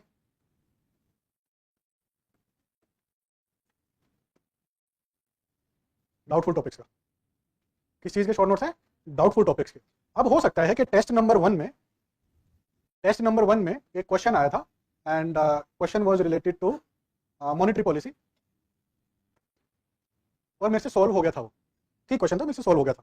तो जरूरी तो नहीं है ना कि अब ये टॉपिक दोबारा आएगा ही नहीं, आएगा। तो आपका ये टॉपिक या हर एक टॉपिक किसी ना किसी लेवल पे कवर होगा किसी ना किसी टेस्ट में और आप वो फंसेंगे उस टॉपिक में। तो आप ये मान के चलेगा कि आपकी जो टॉपिक्स की नॉलेज है, आपका जो रेंज है अबाउट दोज टॉपिक्स वो बढ़ेगा। जो मैंने एक बात लिखी थी पूरी यूपीएससी, उस टॉपिक के बारे में जो रेंज है, मेरी रेंज इतनी है, यूपीएससी की जो रेंज है वो इतनी है, मेरी रेंज अभी इतनी है या फिर इतनी है, डिपेंड कर रहा है। मेरा सीधा सीधा पर्पस तैयारी का है कि ये इस तरफ जाए, यही पर्पस है तैयारी का। ये कैसे जाएगा? या तो मैं क्वेश्चन पेपर सोल्व कर रहा हूं, बिकॉज क्वेश्चन पेपर्स में मुझे न्यू थिंग्स पता चलेंगी या न्यू स्टेटमेंट्स पता चलेंगे। हो सकता है वो स्टेटमेंट मुझे पता था बट पक्का याद नहीं था, कम से कम कच्ची चीज को पक्का करने में या अननोन चीज को पता करने में बहुत हेल्प होगी। समझ रहे हो बात? क्वेश्चन आया, क्वेश्चन में 4 बातें थी, 2 बातें ऐसी थी जो मेरे लिए न्यू थी एकदम, मेरे को पता ही नहीं, पहली बार मैंने देखी और ये बात कंफर्म्ड नहीं थी। I was aware of this thing but I was not sure, मैं श्योर नहीं था। तो ये तो श्योरिटी आ जाएगी और इसकी नॉलेज आ जाएगी कि आपको पता चल जाएगा कि ये भी कोई बात थी। और हमेशा हमें सिखाया गया है कि लिख लिख के बातें याद कर लेनी चाहिए। सुना है ना बचपन से, फॉलो नहीं हुआ। आज सेम क्लासेस की किताबें पढ़नी है ना, छोटी छोटी क्लासेस की तो किताबें पढ़नी है, 6वीं 7वीं 8वीं 9वीं 10वीं 11वीं 12वीं। तब हमें बोला जाता था कि प्लीज बेटा लिख लिख के याद करो, याद हो जाती हैं चीजें। सेम काम करवा रहा हूँ लेकिन छोटा सा अलग तरीके से, क्वेश्चन पेपर्स के थ्रू। रिवर्स इंजीनियरिंग बोलते हैं इस तरीके को ना। इस बार के जो इंटरव्यू चल रहे हैं, इंजीनियर्स को बहुत पकड़ पकड़ के पेला जा रहा है। Not a correct word but भावना समझो मेरी, बहुत ही सभ्य शब्द नहीं है लेकिन समझने के लिए काफी ना। तो civil engineers, mechanical engineers and just because they have taken other optionals, कोई सिविल इंजीनियर हिंदी साहित्य लेकर बैठा है, कोई मैकेनिकल इंजीनियर सोशियोलॉजी लेकर बैठा है, तो उससे क्वेश्चन सोशियोलॉजी पे नहीं पूछे, उससे पूछ रहे मैकेनिकल इंजीनियरिंग।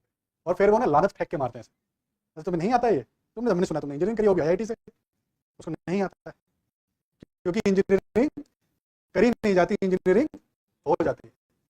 ठीक है, कितने इंजीनियर्स हैं यहाँ पे? अरे अभी उठा सकते हो हाथ, इसमें क्या दिक्कत है? काफी इंटरेस्टिंग इंटरव्यूज हो रहे हैं इस बार, बहुत सारे चेंजेस नोटिस में आ रहे हैं। जैसे पेन पेपर भी रखा हुआ है, कुछ बनवा ले रहे हैं। जैसे आज ही मेरे एक बच्चे से बात हो रही थी तो बता रहा है, सर मेरे को बोला उन्होंने लास्ट में कि आज का आपका इंटरव्यू कैसा गया, आज का इंटरव्यू आपका कैसा गया, इसको एक डायग्राम के थ्रू बना के दिखाओ, एनीथिंग। कितना रैंडम क्वेश्चन है कि आज का आपका इंटरव्यू कैसा गया है, इसको एक डायग्राम के थ्रू प्रेजेंट करके दिखा। लड़का ओवर स्मार्ट, वो इंडिया का मैप बना के आ गया कि इस इंटरव्यू के बाद मुझे इस देश में सेवा करने का मौका मिलेगा, तो ये मेरा इंटरव्यू का वो था ब्यौरा। अब आप बताओ ये सही गया होगा कि गलत गया होगा? इंटरव्यूअर का मैं रिएक्शन बताऊं, इंटरव्यू जो बोर्ड मेंबर थे, ठीक है, संजय वर्मा सर थे, तो वाह वाह वाह हमारे सामने तो साक्षात भगवान आए हुए हैं, वाह वाह वाह 60-70% करप्ट होते हैं सिविल सर्वेंट्स और आप आए हैं, आप देश बदल देंगे, आपको इतने विद्वान लोग आ जाते हैं इंटरव्यू में। ये रिएक्शन था। मार्क्स आएंगे तो पता चलेगा कि रिएक्शन जेन्युइन क्या था ना। सामने से तो बना देंगे वो 2 मिनट में, क्या नहीं नहीं वो भी नहीं था पेंटिंग वेंटिंग, बस उन्होंने बोला कि आज का जो मतलब इंटरव्यू था आपको डायग्राम में बता। तो ऐसी ऐसी चीजें भी हो जाती हैं इंटरव्यू में। तो बहरहाल इंटरव्यू में तो स्कोप वाइड है, कुछ भी पूछ सकते हैं ना। यहाँ पे स्कोप लिमिटेड टू 80-85 क्वेश्चंस। उन 15 क्वेश्चंस का तो किसी को भी नहीं पता, बट हम इसके लिए तैयारी तो कर ही सकते हैं। तो मेरे को ये रेंज बढ़ानी है and this range can be enhanced from, मैंने बताया जो तरीका, इससे बढ़ सकता है। हो सकता है जो मैंने वो एग्जांपल लिया था कि मुझे 6 बातें पता है इन्फ्लेशन के बारे में, प्लस होकर के 7, 8, 9, 10 कहीं ना कहीं तो जाएंगी। आज मैं यूपीएससी का क्वेश्चन कैटर करने के लिए शायद ज्यादा कैपेबल हो जाऊंगा। नेक्स्ट फिर मैंने कोई क्वेश्चन सोल्व किया या फिर इस टॉपिक पे क्वेश्चन सोल्व किया, हो सकता है ये रेंज 10+ भी जा सकती है। इट डिपेंड्स कि आप कितना उस चीज को इंटेंसिवली कर रहे हैं, कितना इंटेंसिवली कोई पेपर्स को प्रैक्टिस कर रहे हैं, एनालाइज कर रहे हैं। बट ये सारा खेल तब खराब हो जाएगा जब आप इस चीज को डिले कर देंगे। आप लोग इस चीज को 4 दिन में कर रहे हैं, सर मैं 25-25-25 करूंगा, करते हैं ऐसे बच्चे आते हैं मेरे पास, सर मैं 50-50 कर लूंगा, सर मैं 25-25 कर लूंगा, मेरे से हो नहीं पा रहा है क्योंकि मेरे को खाली भी बैठना होता है, मेरे को सर घूमने भी जाना होता है, मेरे पास टाइम नहीं है थोड़ा सा, मैं 25-25 कर लेता हूँ। मेरा ये मानना है अगर आप 2 घंटा दे देंगे, आपका जो रिटर्न है टोटल 100 क्वेश्चन, 4 घंटा अगर मैं ओवरऑल देने लगूं, क्या कोई बुक से आप 100 चीजें पढ़ सकते हैं? 100 टॉपिक्स नेवर। आप उन 100 टॉपिक्स पे काम कर लेंगे 4 घंटे में, जो आप शायद किसी किताब से नहीं कर पाएंगे कभी। ठीक है, तो इस मेथड में प्रॉब्लम्स क्या क्या आती है, अगर कोई यहां पे बताए तो मैं वो डिस्कस कर सकता हूं, अदरवाइज मेरे को जो आती है मैं वो बता सकता हूं। हाँ, प्रीवियस ईयर को देखो, करंट अफेयर्स में भी करिए काम, you can do it in current affairs also. Current affairs की क्विज जब आप सोल्व कर रहे हैं या current affairs based question papers कर रहे हैं, आप ये काम वहाँ पे भी कर सकते हैं, आप डेली टेस्ट में भी ये काम कर सकते हैं। बट मेरा मानना है कि कर लेना चाहिए, analyse your papers at a certain level. Otherwise है ना, ये आपका जो मैंने ये सारा प्रोसेस बताया है, ये नॉलेज एनहांसमेंट के लिए बताया है। साथ ही साथ आप लोग क्या क्या सीख रहे होंगे जब भी आप कोई क्वेश्चन पेपर सोल्व कर रहे हैं। आप मैनेजमेंट सीखते हैं उस क्वेश्चन पेपर का, कि मैनेजमेंट में क्या कि एक तो स्ट्रिक्ट टाइम लिमिट्स में करना है। मेरे पास कल कोई एक स्टूडेंट आता है और वो कहता है कि सर मैं 2 घंटे में 50-60 क्वेश्चन ही सोल्व कर पाता हूँ जीएस के। I was very surprised to know this thing. GS के पेपर में अगर आपको टाइम की कमी लग रही है तो आपको रीथिंक करने की जरूरत है, या फिर आपको प्रैक्टिस इतनी जोर शोर से करने की जरूरत है कि ये प्रॉब्लम खत्म हो। जीएस का पेपर मुश्किल से 1 घंटा 40 मिनट 1-1.5 घंटे का होता है। आता है नहीं आता, आगे बढ़ो। ऐसे ही तो क्वेश्चन आते हैं फ्री में, यार कुछ सोल्व करना होता है, सी सेट नहीं है ना। जीएस का पेपर है, आता नहीं आता, आगे बढ़ो। अदरवाइज थोड़ा बहुत एनालिसिस लगता है। 2 घंटे सफिशिएंट टाइम है। अगर किसी को प्रॉब्लम आती है तो प्लीज प्रैक्टिस इस हिसाब से करिए, स्ट्रिक्ट टाइम बाउंड होकर के प्रैक्टिस करिए कि ये प्रॉब्लम तो ना ही रहे। सेकंड, आपको इंटरप्रेट करना आता है कि क्वेश्चन की डिमांड क्या है, क्वेश्चन एक्जैक्टली जानना क्या चाह रहा है। नोट तो नहीं पूछ रहा है कि which of the following are not correct. क्या इस लेवल पे भी मैं गलती कर देता हूँ कई बार, मैं नोट छोड़ देता हूँ। मैंने केवल करेक्ट स्टेटमेंट आइडेंटिफाई कर दिए और यकीन मानिएगा वो आंसर भी होगा। जो जो आप सोच सकते हो वो सारे आंसर उस ऑप्शन में मिलेंगे। क्वेश्चन रीड करना सीख जाएंगे आप लोग कि क्वेश्चन को पढ़ना कैसे होता है। मैं कई बार क्वेश्चन देखता हूँ, बच्चों के क्वेश्चन पेपर देखता हूँ, उनसे मंगवा लेता हूँ कि क्वेश्चन पेपर लेके आइए मेरे पास, क्या कर रहे हैं कैसे कर रहे हैं। तो मैंने देखा एकदम सपाट पेपर है, कुछ नहीं है उसमें। मैंने पूछा सोल्व किया, हाँ से सोल्व कर चुका मैं, केवल आंसर्स मार्क्ड है। आंसर्स मार्क्ड का मतलब है कि आपने उस क्वेश्चन पेपर को ना बहुत ध्यान से नहीं पढ़ा है। और मैं उसको पहले ही बोल देता हूँ कि आप इस क्वेश्चन पेपर में कम से कम नहीं ना तो 7-8-10 सिली मिस्टेक्स करके आए होंगे, कि आपको पता था आंसर और फिर भी आप गलत करके आ गए होंगे। बोला हाँ सर ऐसा तो हुआ है मेरे साथ। पता है क्यों होता है? क्योंकि क्वेश्चन को बहुत ध्यान से नहीं पढ़ा। जब क्वेश्चन वो दे रहा है तो मार्किंग होनी चाहिए इस तरीके से, इंपॉर्टेंट वर्ड्स की नोट पे सर्कल होना चाहिए क्या, ताकि आपको आइडेंटिफाइड रहे कि एक्जैक्टली क्या पूछना चाह रहा है क्वेश्चन। वरना बार बार क्वेश्चन पढ़ते रह जाएंगे आपको आइडेंटिफाई नहीं होगा कि what is the exact demand of the question. तो प्लीज सर्कल करना या मार्क करना क्वेश्चन को बहुत ध्यान से बहुत जरूरी है, क्योंकि एक एक वर्ड पे कई बार क्वेश्चन डिपेंडेंट होता है ना। जैसे एक वो बहुत ही कॉमन एग्जांपल चलता है कि पार्लियामेंट आना चाहिए था, स्टेटमेंट में उन्हें प्रेसिडेंट लिखा हुआ था। आता है ऐसा, the parliament is allowed to do this in this thing, उसने प्रेसिडेंट लिख दिया बस उस जगह पे। अगर मैंने केवल ऐसे ही पढ़ दिया उस क्वेश्चन को, जस्ट रेड थ्रू, तो आप ये पाएंगे कि आप आइडेंटिफाई ही नहीं कर पाएंगे गलती।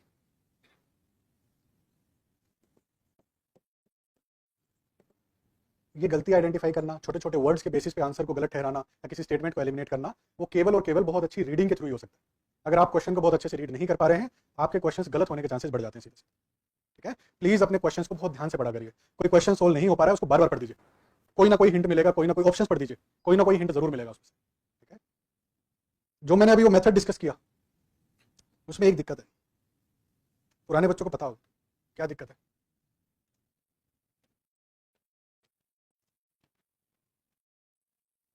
मन नहीं करेगा, ये दिक्कत है। सर टाइम ही नहीं है सर, ना सर मेरे को तो जाना है, मेरे को इधर जाना है सर, मेरा पढ़ाई में पूरा दिन निकल जाता है, बुक्स पढ़ने में पूरा दिन निकल जाता है, क्वेश्चन पेपर सोल्व करने का भी टाइम नहीं है। मैं करूंगा सर, मैं ना मार्च में करूंगा, मैं आपको मना नहीं कर रहा हूँ, मैं मार्च में करूंगा। बट आप ये देखिए कि मार्च में आप क्या प्लान करेंगे। मैं आपको प्लानिंग बताता हूँ, देखो आप लोग 1 मार्च से पेपर प्लान करेंगे। आप बोलेंगे कि सर मैं डेली एक पेपर दूंगा, हर दूसरे दिन एक पेपर दूंगा, तीसरे दिन एवरी थर्ड डे, और 2.5 महीने है, ठीक है, 75 डेज, अराउंड 35 पेपर आराम से हो जाएगा। अरे सर हो जाएगा, 35 से 40 पेपर मैं आराम से कर दूंगा सर।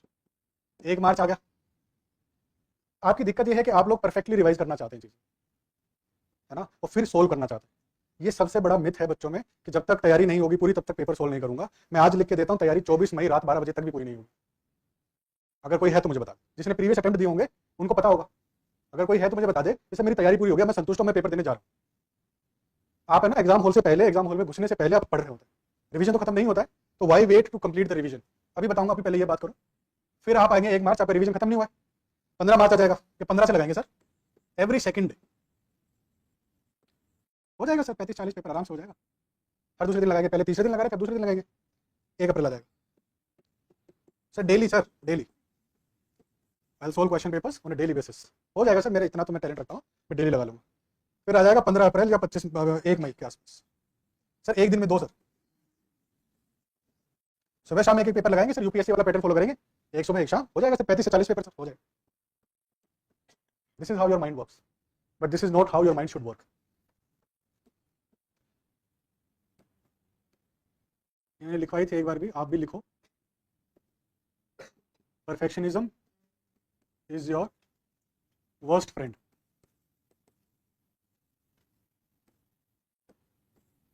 डबल एक्सक्लेमेशन मार्क में बंद। समझ में आई है बात? Perfectionism is your worst friend. Friend किस लिए? परफेक्शनिज्म चीज तो बढ़िया है, होनी भी चाहिए लाइफ में, लेकिन वर्स्ट है। आप कभी भी ना परफेक्टली तैयार नहीं हो पाएंगे। आप कभी भी तैयार नहीं हो पाएंगे कि मेरा ये सब्जेक्ट 100% तैयार है, अब सर मेरे से आप कुछ भी पूछ लीजिए। There will be dilemma at every stage, every point of time during your preparation. आप कभी भी परफेक्टली तैयार नहीं हो पाते। आपका मन है कि सर मैं टेस्ट तब दूंगा जब मेरा रिवीजन हो जाएगा। मैं गलत तो नहीं बोल रहा हूँ? बहुत बच्चों के मन में आता होगा कि सर तैयार होकर करके दूंगा सर, मैं इसलिए नहीं दे रहा हूँ। आप में से कई बच्चे होंगे, यहाँ बैठे हैं, ऑनलाइन देख रहे हैं, आप में से कई बच्चे होंगे जो टेस्ट नहीं दे रहे होंगे जस्ट बिकॉज पढ़ाई पूरी नहीं हुई। प्लीज इस डिलेमा को या इस परेशानी को दूर करिए, ठीक है? कोई फर्क नहीं पड़ता है कि आपका रिवीजन एकदम खत्म हुआ है कि नहीं हुआ है, पेपर सोल्व करिए। बिकॉज वो पेपर सोल्व करना आपको ये आइडिया दे देगा कि जो आप अभी स्टडी कर रहे हैं क्या वो भी काम की है कि नहीं है, या उससे कुछ हो भी रहा है कि नहीं हो रहा है। या फिर वो पेपर आपको न्यू थिंग्स का आइडिया भी देना शुरू करेगा। बिकॉज तैयारी का सोर्स केवल एक नहीं है। मैंने आपको फर्स्ट ही क्लास में बताया था, मैंने आपको फर्स्ट क्लास में बताया था कि तैयारी का सोर्स एक नहीं है, तैयारी का सोर्स 3 है। Static books, current affairs, question papers. तीनों के समायोजन से आप किसी टॉपिक को बेहतर तैयार कर पाते हैं, ठीक है? हो सकता है कि गवर्नर का टॉपिक मेरा बहुत तैयार नहीं था स्टैटिक से, मैंने लक्ष्मीकांत पढ़ी या मैंने कोई भी नोट्स पढ़ा, कोई भी क्लास नोट्स पढ़ा, हो सकता है कि टेस्ट पेपर से मुझे 2-4 बातें एक्स्ट्रा पता चली, करंट अफेयर्स में और 2-3 नई बातें पता चली। अब जब मेरे से क्वेश्चन आ रहा है ना यूपीएससी की तरफ से मेरे सामने, तो मैं ये नहीं है कि मैं केवल स्टैटिक की नॉलेज के बेसिस पर सवाल को सोल्व कर पा रहा हूँ, नहीं, मैंने 3-4 जगहों से पढ़ा था उसको, तब जाकर के मुझे ज्यादा पता है इस टॉपिक के। तो प्लीज, परफेक्शनिज्म या परफेक्ट रिवीजन मिथ है। आप 24 मई को भी रो रहे होंगे कि सर छूट गया रिवीजन, ये हो गया, रहेगा, खत्म ही नहीं हो रहा। तो प्लीज आज से ही, कल से ही पेपर्स लगाना स्टार्ट करिए, just in case you are not attempting, ठीक है? बहुत फायदा मिलेगा भाई पेपर से। और आज के समय का पेपर, कईयों को लगता होगा, किसी स्टूडेंट को लगता होगा कि सर मैंने तो किसी टॉपर से बात करी या किसी सेलेक्टेड भैया से बात करी, उन्होंने तो सर पेपर ही नहीं लगाए, उनका तब भी हो गया। वो सेलेक्ट हो गया है, वो कुछ भी बोल सकता है ना? वो सेलेक्ट हो गया, वो कुछ भी बोल सकता है। और हो सकता है कि उसने अपने 3rd अटेम्प्ट 4th अटेम्प्ट में पेपर नहीं लगाए, हो सकता है उन्हें पहले लगाए होंगे and he has cracked the code. तो प्रैक्टिस करना बहुत जरूरी है, उन्होंने भी करी होगी। और अभी वो कुछ भी बोले, उससे कोई फर्क नहीं पड़ता है। सेलेक्ट होने के बाद तो कोई भी बोल देगा ना, I used to study only 6 hours a day, 6 घंटा पढ़ते थे सर, उसके बाद आराम से हफ्ता में 2 मूवी। और ये बोलते हैं वो, आप सुनेंगे कई कई टॉपर्स को बोले सर 6 से 7-8 घंटे पढ़ाई करते थे, बाकी नॉर्मल एंजॉय करते थे, तो इसी से हो जाता है। झूठ बोल रहे हैं वो ना। अगर आप लोगों को लगता है कि 6-7 घंटे से हो जाएगा तो करके देख लो, नहीं होगा ना? कि तो आप, मैं ये एक्सपेक्ट करता हूँ कि सभी लोग चाह रहे होंगे उनका इस साल प्रीलिम्स निकले। ऐसा है कोई जिसकी चाहत है कि ना निकले? क्या उस हिसाब से एफर्ट्स चल रहे हैं ना? मैं हर क्लास में पूछता हूँ बात, क्या आप उतने एफर्ट्स डाल रहे हैं जितने चाहिए, या आपको पता ही नहीं है कि कितने चाहिए एफर्ट्स? मैंने आज वो पहला और दूसरा पेज जो स्लाइड बनी है आज की, वो इसीलिए बनवाई है कि कितना समय दे देना चाहिए ताकि वो कंप्लीट हो जाए, इतने नंबर ऑफ रिवीजन कंप्लीट हो जाए, इतने नंबर ऑफ टेस्ट कंप्लीट हो जाए, तब जाकर के आपका काम चलेगा। और ये ध्यान रखना कि करंट अफेयर्स बहुत बड़ा प्रॉब्लम है, उसमें बहुत बड़ा बैरियर है, क्योंकि कई बच्चों ने नहीं कवर कर रखा होगा ना। We take current affairs as a subsidy, साल में एक बार आएगा, अप्रैल में पढ़ लेंगे सर, अप्रैल में रिवाइज कर लेंगे सारा का सारा, और उससे हम कवर सोल्व भी कर लेंगे क्वेश्चन। नहीं कर पाएंगे, अभी से कवर करिए। कंपाइलेशन आएंगी, मार्केट में आ भी चुकी होंगी, हमारी स्प्रिंट भी आएगी अभी, तो आप लोग करिए प्लीज, ठीक है? तो जो ये परफेक्शनिज्म वाली मैंने बात बताई, इसको लिख के रख लेना कहीं पे, please do not fall in trap. Perfectionism के चक्कर में मत पड़िएगा, परेशान हो जाएंगे आप लोग। यही चीज बच्चे मेंस में भी करते हैं। मेंस आता है कि सर मैं आंसर तब लिखना शुरू करूंगा जब मैं पढ़ लूंगा, पढ़ाई खत्म नहीं हुई, आंसर लिखना शुरू नहीं किया, प्रॉब्लम आ जाएगी जी। साइंस टेक और एनवायरमेंट करंट अफेयर से कवर हो सकता है, कोई दो राय नहीं है, लेकिन दिक्कत ये आती है कि उसमें ना कई बार आप लोग बेसिक टर्मिनोलॉजीज में कंफ्यूज रहते हैं, क्योंकि आपको बेसिक्स क्लियर नहीं है। अगर आप उसको साथ साथ गूगल के थ्रू करते चलेंगे, बेसिक टर्म्स कवर करते चलेंगे, तो मेरे हिसाब से पॉसिबल है only through current affairs. Science से टेक करा जा सकता है और एनवायरमेंट भी। हाँ, तो ये मन वाली बात क्यों नहीं करेगा सर? एक तो टाइम टेकिंग है, दूसरा सर इतनी मेहनत करने का मन नहीं है, कौन लिखे, लिखने विखने की उम्र गई, अब तो सर मेंस लिखेंगे सीधा, उसी में चलेगा मेरा। हाँ? तो प्लीज ध्यान रखिए, आज आप जितना एफर्ट्स डालेंगे उतना ही आपको रिटर्न मिलेगा प्रीलिम्स के टाइम पे, ठीक है? प्रीलिम्स देते देते ही पता चल जाता है कि मैं कितने पानी में हूं, पता है आप लोगों को? देते देते ही अंदाजा हो जाता है कि यार सही जा रहा है कि नहीं जा रहा है। मैं भी डिस्कस करूंगा जब पेपर से पहले 15-20 दिन पहले जब क्लास लूंगा कि पेपर कैसे सोल्व किया जाना है, जब सारे हथियार खत्म हो चुके हैं। मैं अक्कड़ बक्कड़ बम्बे को सिखाऊंगा आप लोगों को। हाँ? नहीं, अभी अक्कड़ बक्कड़ बम्बे को सिखा दिया तो गड़बड़ हो जाएगी ना, फिर अक्कड़ बक्कड़ बम्बे को ही चलेगा। ये मेथड क्लियर हुआ आप लोगों को? प्लीज कोशिश करिए जिस लेवल पे भी आप लोगों से फॉलो हो सके, आप इसको अगले 10-12 टेस्ट में लगा के देखिए। I am guaranteeing you the results कि आप लोगों को बेनिफिट होगा। बस बशर्ते आप इसमें बहुत ज्यादा समय मत दीजिएगा कि 2.5 घंटा 3-4 घंटे दे दिए, 5 घंटे लग रहे हैं। Please restrict yourself to only 2 hours या 2.5 आवर्स मैक्स, इससे ज्यादा मत दीजिएगा, ठीक है? और ये नोटबुक बनाते हुए किन चीजों का ध्यान रखना है? पहला, सेपरेशन नहीं करना है। नोटबुक का कि सर पॉलिटी के शुरुआत में, फिर हिस्ट्री के अलग कुछ पेजेस, फिर इकोनॉमी के कुछ अलग पेजेस, प्लीज अवॉइड करिए, ऐसा नहीं करना है। मिक्स बैग जैसा बनता आ रहा है वैसा बनाइए, कोई सेपरेशन नहीं होना चाहिए। दूसरा पॉइंट, स्टूडेंट्स के मन में ये आएगा कि सर मैंने इलेक्शन पे एक क्वेश्चन सोल्व किया, उसका जो नोट बना वो पेज नंबर 2 पे था नोटबुक की, लेकिन फिर किसी पेपर में इलेक्शन के ऊपर क्वेश्चन आया, तो क्या मेरे को उसके जो पॉइंट्स ऐड करने हैं वो वापस उसी पेज पे जाके करूँ कि नया बना लूँ? ये आएगा दिमाग में। मेरा मानना है कि न्यू पेज पे बनाना चाहिए, बिकॉज वो उसी नोटबुक से 2 बार रिवाइज हो जाएगा वही टॉपिक, और जितनी देर आप ढूंढने में लगाएंगे कि वो कौन से पेज पे था, इतनी देर में तो मैं लिख डालूंगा नया। ठीक है, तो प्लीज ध्यान रखेंगे कि नया ही बनाते चलिए, ताकि एक ही नोटबुक से 2-3 बार वही टॉपिक रिवाइज हो जाए। थर्ड, क्विक पेस्ट रहना है, बहुत ही स्ट्रक्चर्ड नोट्स नहीं बनाने हैं कि एकदम व्यवस्थित नोट्स जिनको बोलते हैं वैसा नहीं बनाना, जितना जल्दी हो सके बना करके वो भागे। इसके बाद एक और चीज जो ध्यान रखनी है इसमें, इसका रिवीजन कैसे होगा। अब आप जब रिवाइज करने बैठेंगे तो यू डोंट नीड टेस्ट, आपको टेस्ट पेपर की रिक्वायरमेंट नहीं होगी रिवाइज करने के लिए। ठीक है, आप लोगों ने जो नोट्स तैयार किए उन्हीं नोट्स में मान लेते हैं you are done with 5 test, अब इस नोटबुक को रिवाइज करिए। आपकी राइटिंग है, आपके डाउट्स हैं, बहुत जल्दी पढ़ा जाएगा, बहुत क्विक पेस्ट होगा। ठीक है, टाइम नहीं लगेगा। फिर जब और 5 टेस्ट दे दिए, फिर ये 10 के 10 को रिवाइज कीजिए, फिर ऐसे ही और 5 दे दिए, फिर ऐसे ही 15 के 15 को रिवाइज कीजिए। बल्कि टास्क लगेगा, लेकिन है बहुत इजी अगर प्रोसेस में रहेंगे, और रिटर्न जब मिलना शुरू हो गया होगा ना इसका आपको, तब आपको लगेगा कि ये तो बहुत ही शानदार चीज़ है। ठीक है, लेकिन जब सेम डे करेंगे तब, अगले दिन मैं उम्मीद नहीं करता हूँ प्लीज़। ठीक है, तो एक तो इस चीज़ का ध्यान रखेंगे। इसके अलावा वो स्टूडेंट है ना वो, इसके अलावा आप लोगों के कुछ डाउट्स अभी हैं तो मुझे बताइए, फिर उनको डिस्कस करते हैं। कुछ कमेंट्स आते होंगे ना इसमें, लाइव में, लाइव चैट, चैट का फीचर नहीं है।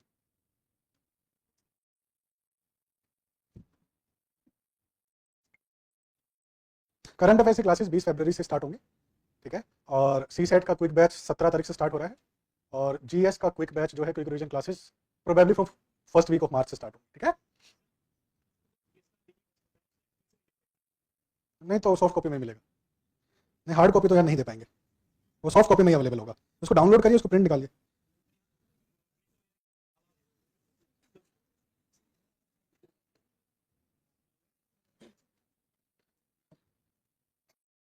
मेरे को इसमें दिख नहीं रहा है लाइव चैट में ना क्वेश्चन, अगर बच्चों के किसी के आ रहे हैं तो। वो स्टूडेंट है ना, थोड़ा व्याकुल हो रहा था कि सर मैंने ना लाइव चैट में क्वेश्चन डाला है, आप देख नहीं रहे हो उसको, नहीं कॉल्ड भी सेवरल टाइम्स, वही जो बच्चा था, पर मुझे दिख नहीं रहा है। फिर कोई नहीं दिखेगा तो मैं एक्सप्लेन करूंगा। ये सर,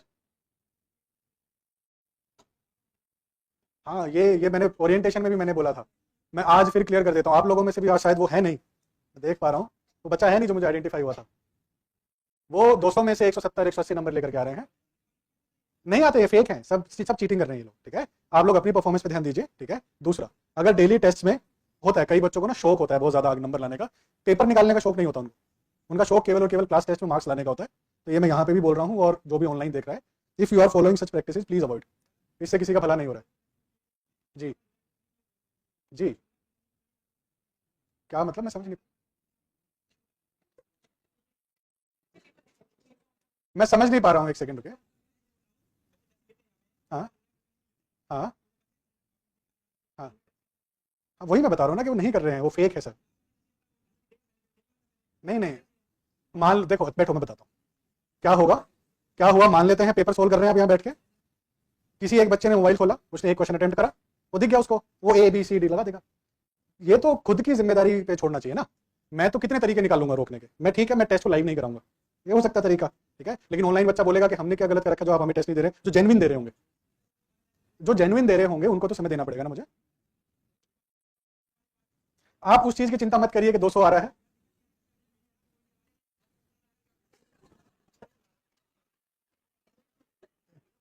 ये वो स्कूल में नहीं होता था हमारे साथ, डायरी में नोट लिख के चला जाता था ना। बात आप बिल्कुल जायज कह रहे हैं, इसमें कोई दिक्कत नहीं है। आप वो रिकॉर्डिंग बंद कर लो प्लीज।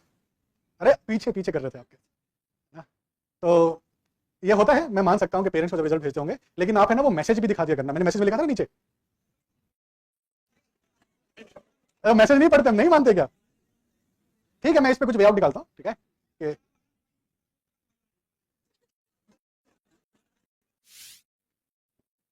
ठीक है, मैं इस चीज पे विचार करता हूँ। ठीक है, मैं इस चीज को नोट डाउन भी कर लेता हूँ।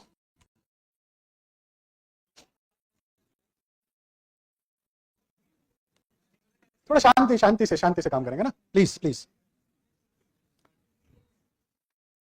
जी सर।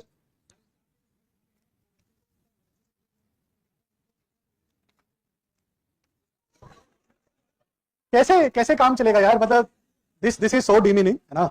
मेरा ही मानना है, सुनिए सुनिए, शांति सुनिए सब लोग ना। Focus focus please.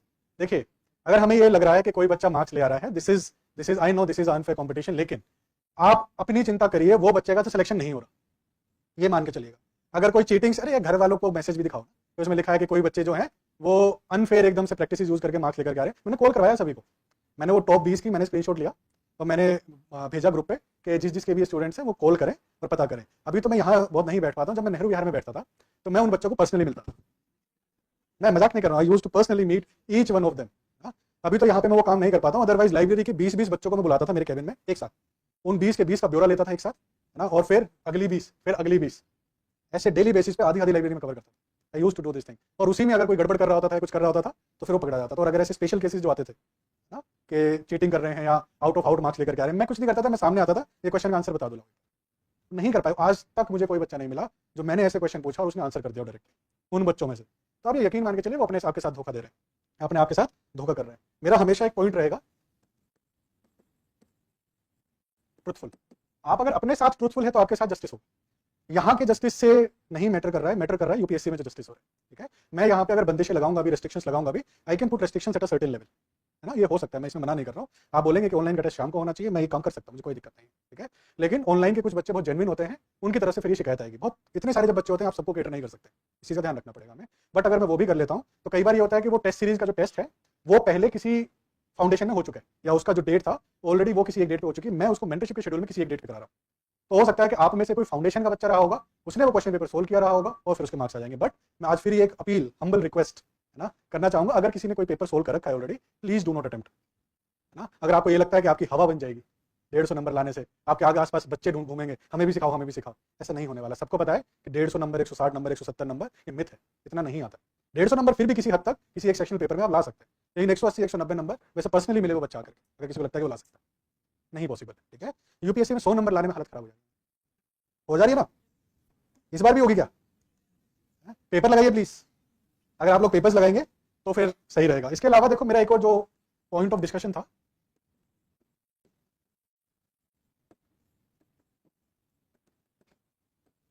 Building resilience ना, क्षमता डेवलप करनी है जी।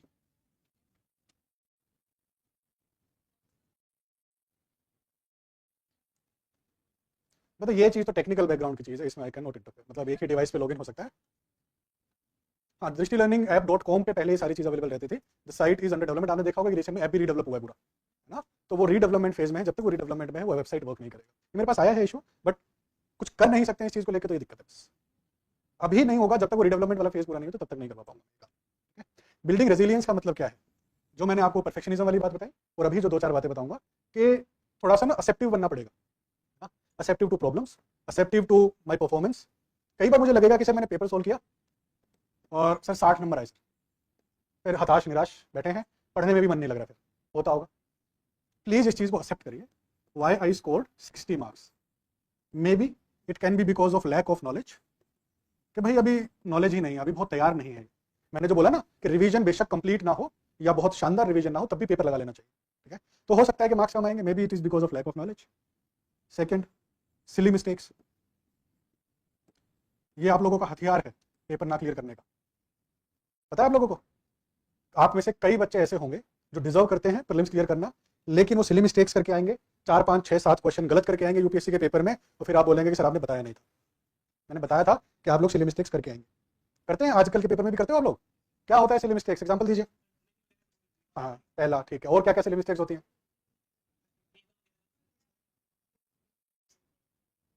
है ना, सेंटेंस को बहुत अच्छे से ना पढ़ना एक रीजन हो सकता है ना।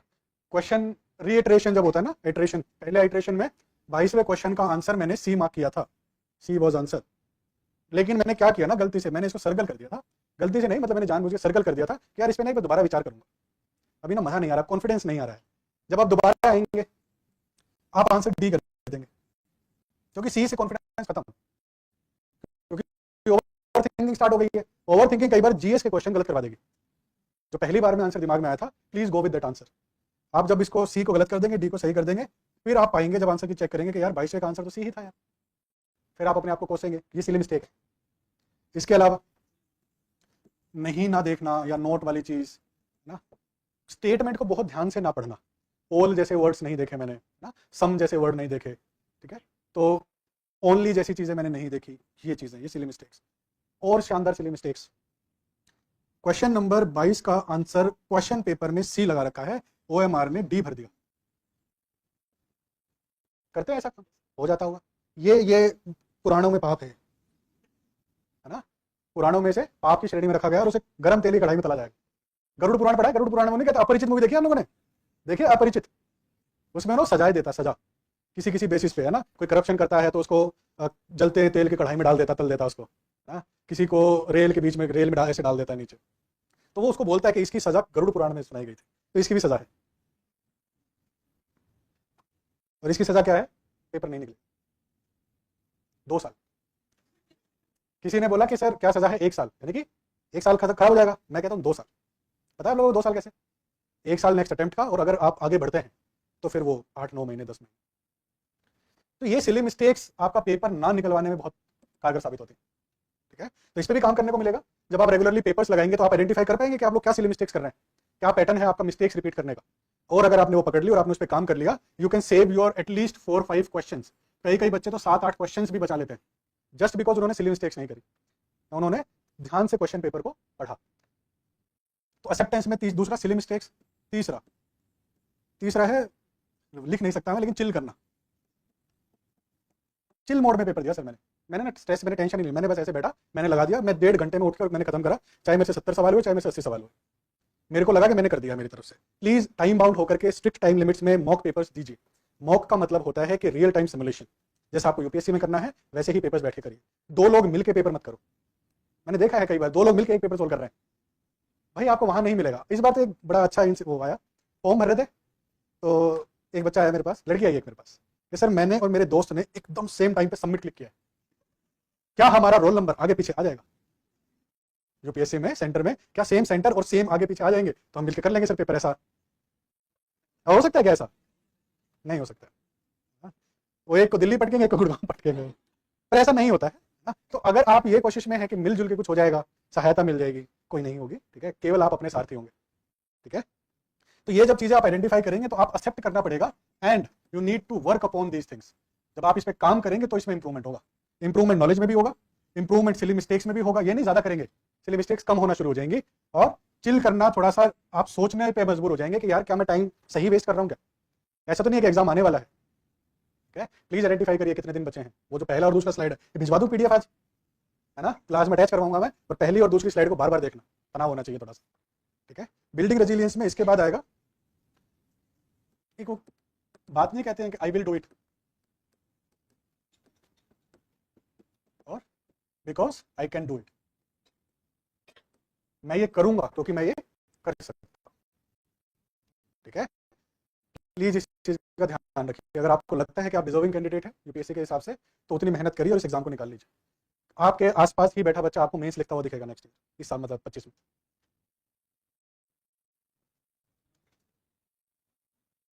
ठीक है। मैं बड़ी क्लास करवा दूंगा, कोई दिक्कत नहीं, 2 में करा देंगे, संडे को पेपर है, 2 क्लास में करवा दूंगा, कोई दिक्कत नहीं, ठीक है। तो ये टेंडेंसी आपको ना बिल्ड करनी पड़ेगी अपने अंदर, और फिर इसके लिए जो रिक्वायर्ड है वो देना पड़ेगा। मैंने एक बार पिछली क्लास में जो ओरिएंटेशन था उसमें मैंने आपसे आपके 24 आवर्स लिखवाए थे, याद है? लिख सकते हैं आज आप? किसी का बेटर हुआ है? हुआ है? कितने लोगों ने बेटर किया है? 10% हाथ भी नहीं उठे, है ना? असर असर नहीं है क्या?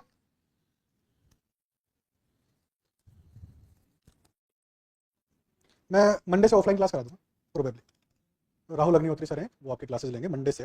हाँ, ये सब वैसे अभी कैसे बता दूंगा, मंडे से होगा, मैसेज आ जाएगा, अगर क्लास होगी तो संडे को मैसेज आ जाएगा। कोशिश करेंगे ऑफलाइन कराएंगे, नोएडा से करा दूंगा, ठीक है। अभी तो टफ है मेरे, पीडीएफ नहीं शाम को मिल जाता है। कौन से टेस्ट का नहीं मिला बताओ मुझे, मतलब सेम डे नहीं मिल रहा है क्या? ऐसा है, दो व्यूज आ रहे हैं मेरे पास इस चीज को लेकर ना। एक काम कर लिया करिए, देखिए अगर मान लीजिए आप ऑफलाइन टेस्ट अटेम्प्ट कर रहे हैं, ठीक है, तो क्या करना होता है कि एक क्वेश्चन अटेम्प्ट कर देना होता है ऑनलाइन वाले में जाके, जैसे ही सबमिट करेंगे आपके पास पीडीएफ खुल जाएगा।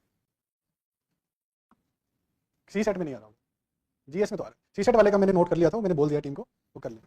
इसके अलावा एक चीज़ और शुरू करवा रहा हूँ मैं, जो वीकली टेस्ट डेली टेस्ट आपके हो रहे हैं सी सेट के, तो उनका एक्सप्लेनेशन का वीडियो रिकॉर्ड करवा दें, ठीक है। तो केशव सर को जानते होंगे आप, तो मैं उन्हीं से वीकली, आज शायद एक क्लास अभी रिकॉर्ड हो रही होगी, तो आपको कल तक मिल जाएगी, ठीक है। तो ऐसे ही पूरे सप्ताह में जितने भी सी सेट के क्वेश्चन होंगे, रीडिंग कॉम्प्रहेंशन नहीं, केवल रीजनिंग और मैथ्स, उनको केशव सर रिकॉर्ड करके आपको डाल देंगे सप्ताह के एंड, ठीक है। ये भी काम मैं शुरू करवा रहा हूँ। इसके अलावा आप लोगों के क्या क्या डाउट्स है भाई? Yes sir. जी सर जी। अच्छा, तो मैं यहाँ पे अच्छी बातें नहीं बता रहा क्या? अच्छा, रिकॉर्डिंग देख लेते हैं, कोई नहीं, मैं उनको बोल दूंगा कि जबरदस्ती ना करें किसी के साथ, ठीक है। मैं बोल दूंगा, कोई बात। लाइब्रेरी में देखो, लाइब्रेरी में ना बातचीत की प्रॉब्लम नहीं है, लाइब्रेरी में थोड़ा एको का प्रॉब्लम है। कोई अगर पेज भी पलटता है तो शायद आवाज आती है, लेकिन दूसरी बात यार, वो बच्चे जब उतरते हैं ना, तो आज मैंने फील किया, वो मेरे को डर लग जाता है मेरे को।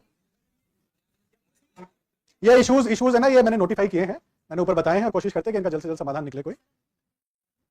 दूसरा, आप लोगों से मैं, जो भी लाइब्रेरी में है और ये वीडियो जो बाद में देखेंगे, जो लाइब्रेरीज में आते हैं, प्लीज एक रिक्वेस्ट है कि अगर आप डिस्टर्ब नहीं होना चाहते हैं तो दूसरों को भी मत करिए। प्लीज डेकोरम मेंटेन करके रखिएगा लाइब्रेरी में। चिप्स का पैकेट भी खुलता है तो वो दूसरे कोने में उसका मन कर जाता है कि यार कहीं कुरकुरा खुला है, चलो। प्लीज खाने पीने की चीजें हमेशा बाहर खाइए, ठीक है, बाहर खाइए, खा पी के अंदर आ जाइए, ठीक है। हाँ, ऐसा है कि डब्बे में चना है चल रहा है, वो बैठ के खा सकते, क्योंकि उसमें शोर नहीं है। नहीं, जैसे ही पैकेट खुलेगा तो उसका शोर होता है और आसपास वाले का मन भी करता है और आप उसको ऑफर भी नहीं करते, ठीक है। तो प्लीज डेकोरम थोड़ा सा ध्यान रखिए। अगर मेरे पास शिकायत, मैं बहुत सीरियस हूँ इस बात को लेकर के, अगर मेरे पास शिकायत आती है इस चीज़ की कि सर इधर एक ग्रुप ऑफ स्टूडेंट्स बहुत शोर करता है, तो मैं जाऊंगा, मैं नोटिस करूंगा, मैं सीसीटीवी भी दिखवा लूंगा, और अगर मुझे पाया गया तो मैं चारों को अलग अलग कोनों में बिठाऊंगा, और अगर फिर भी नहीं माने तो फिर वो बाहर कर दूंगा। मैं इस चीज़ में बहुत सीरियस हूँ। प्लीज़ मेंटेन करिए डिसिप्लिन। आप लोग बातें मत करा करिए आपस में, अगर किसी को डिस्कशन करना है बाहर जाइए, बाहर डिस्कस करके फिर वापस आ जाइए। लेकिन ये नहीं कि फिर आप बाहर ही है सब, क्योंकि डिस्कशन जरूरी है, सब बिना डिस्कशन के कैसे जीवन चलेगा मेरा। प्लीज़ इस चीज़ का ध्यान रखिए कि आप लोग लाइब्रेरी में जब तक शांति बना के रखें। हाँ, आप लोगों को मिलेगा, इनका क्वेश्चन है कि क्या हमें जो टारगेट, जो क्विक बैच अभी स्टार्ट हो रहा है सी सेट का, वो हमें मिलेगा, आपको मिलेगा, आपको जीएस का भी क्विक बैच मिलेगा, और आपको करंट अफेयर्स की भी रिवीजन क्लासेस मिलेंगी।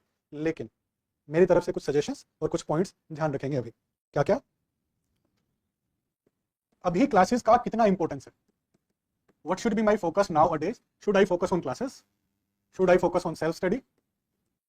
ये आप लोगों में से भी किसी का डाउट हो गई है ना कि सर मेरी तो फाउंडेशन की क्लासेस चल रही हैं और मेरी 2-2 3-3 क्लासेस चल रही है दिन में, सर मैं बैलेंस नहीं कर पा रहा हूँ कि मैं अपनी तैयारी को कैसे बैलेंस आउट करूँ, ठीक है। मेरा अभी के लिए ये मानना है, अगर आपकी क्लासेस मेंस के सब्जेक्ट्स की बची है, जो मेंस के सब्जेक्ट्स हैं, और आपको अभी 25 में अटेम्प्ट देना ही देना है, you can currently skip these classes. अभी के लिए स्किप कर सकते हैं।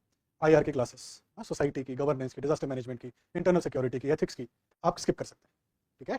अगर कोई प्रीलिम्स की क्लासेस बची है, स्टूडेंट बोलेगा कि सर अभी तो हिस्ट्री चल रहा है मॉडर्न, ठीक है, मैं मान सकता हूं कि जरूरी सब्जेक्ट है प्रीलिम्स के लिहाज से, लेकिन डिपेंड करता है, मतलब मैं जो जनरली सजेस्ट करता हूं स्टूडेंट्स को कि कैसे किया जा सकता है।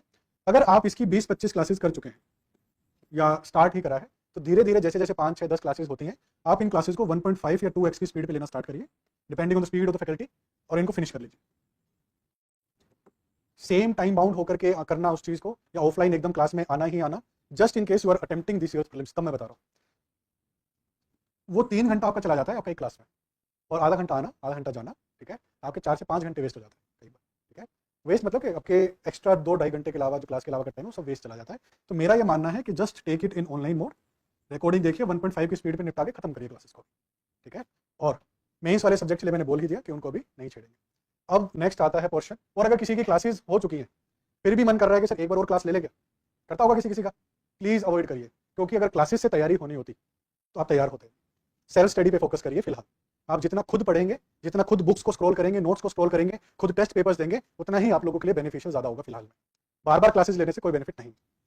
नेक्स्ट, आप बोलेंगे कि सर सी सेट तैयार नहीं है, क्या सी सेट की क्लासेस ले लो?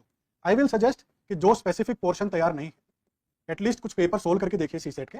आपको ये लगता है कि मेरे सर कुछ सब्जेक्ट्स में ज्यादा दिक्कत है, कुछ टॉपिक्स में ज्यादा दिक्कत है, केवल उनकी क्लासेस ले लीजिए, उनके कॉन्सेप्ट समझिए और उनके क्वेश्चन पे प्रैक्टिस करिए। स्पेसिफिक पोर्शंस की क्लासेस आप ले सकते हैं सी सेट, ठीक है। ये नहीं है कि सारी की सारी क्लासेस लेने बैठ गए ए टू जेड, जबकि मुझे कुछ चीजें उसमें से ऑलरेडी आती थी। बाकियों के लिए प्रैक्टिस करिए, और जो स्पेसिफिक पोर्शंस है which you want to go through, आप उनकी क्लासेस देख सकते हैं। नेक्स्ट आएगा करंट अफेयर्स।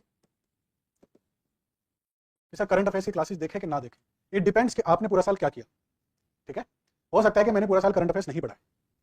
कितने लोग हैं जिन्होंने पूरा साल करंट अफेयर्स नहीं पढ़ा? आप लोग सोचेंगे कि सर क्लास ले लेना फायदेमंद रहेगा, ठीक है, किसी एक हद तक आपको लगता है you can take class, but अगर अभी आप सेल्फ स्टडी किसी कंपाइलेशंस के गो थ्रू करके और सेल्फ स्टडी करके करंट अफेयर्स, कितने लोग चाहते हैं कि करंट अफेयर्स कवर ही नहीं करेंगे सर हम तो, ये भी हो सकता है, मतलब मैं फिर फालतू में मैं सजेशन देने बैठूंगा, कवर ही नहीं करना चाहते। कितने लोगों को लगता है करंट अफेयर्स नहीं करना चाहिए?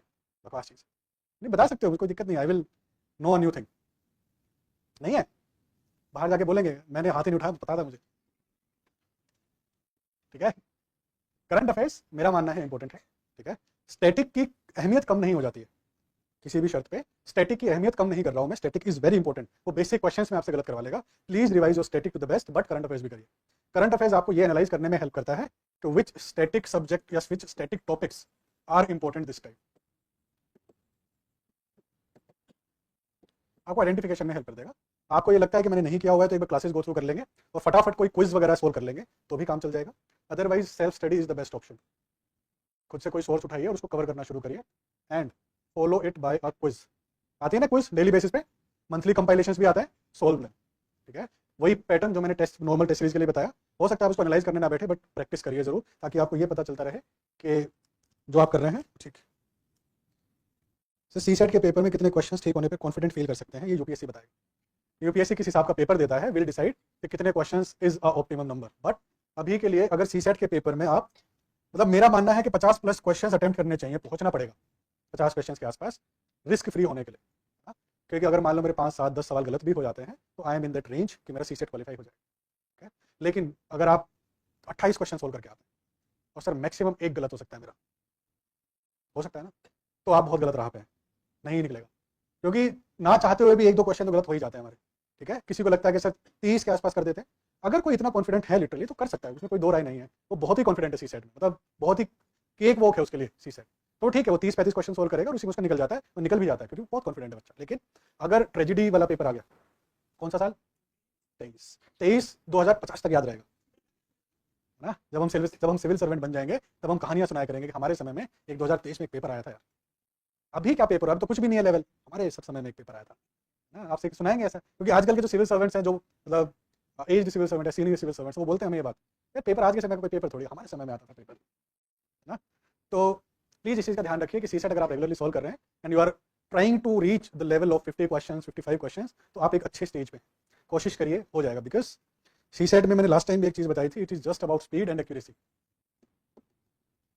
और ये दोनों की दोनों प्रैक्टिस से इंक्रीज होती है। डेली लड़िए अपने आप से कि आज इतनी देर में इतने क्वेश्चन लगाए, कल कम से कम 2 क्वेश्चन 3 क्वेश्चन ज़्यादा सोल्व करूंगा, चाहे कुछ भी हो जाए।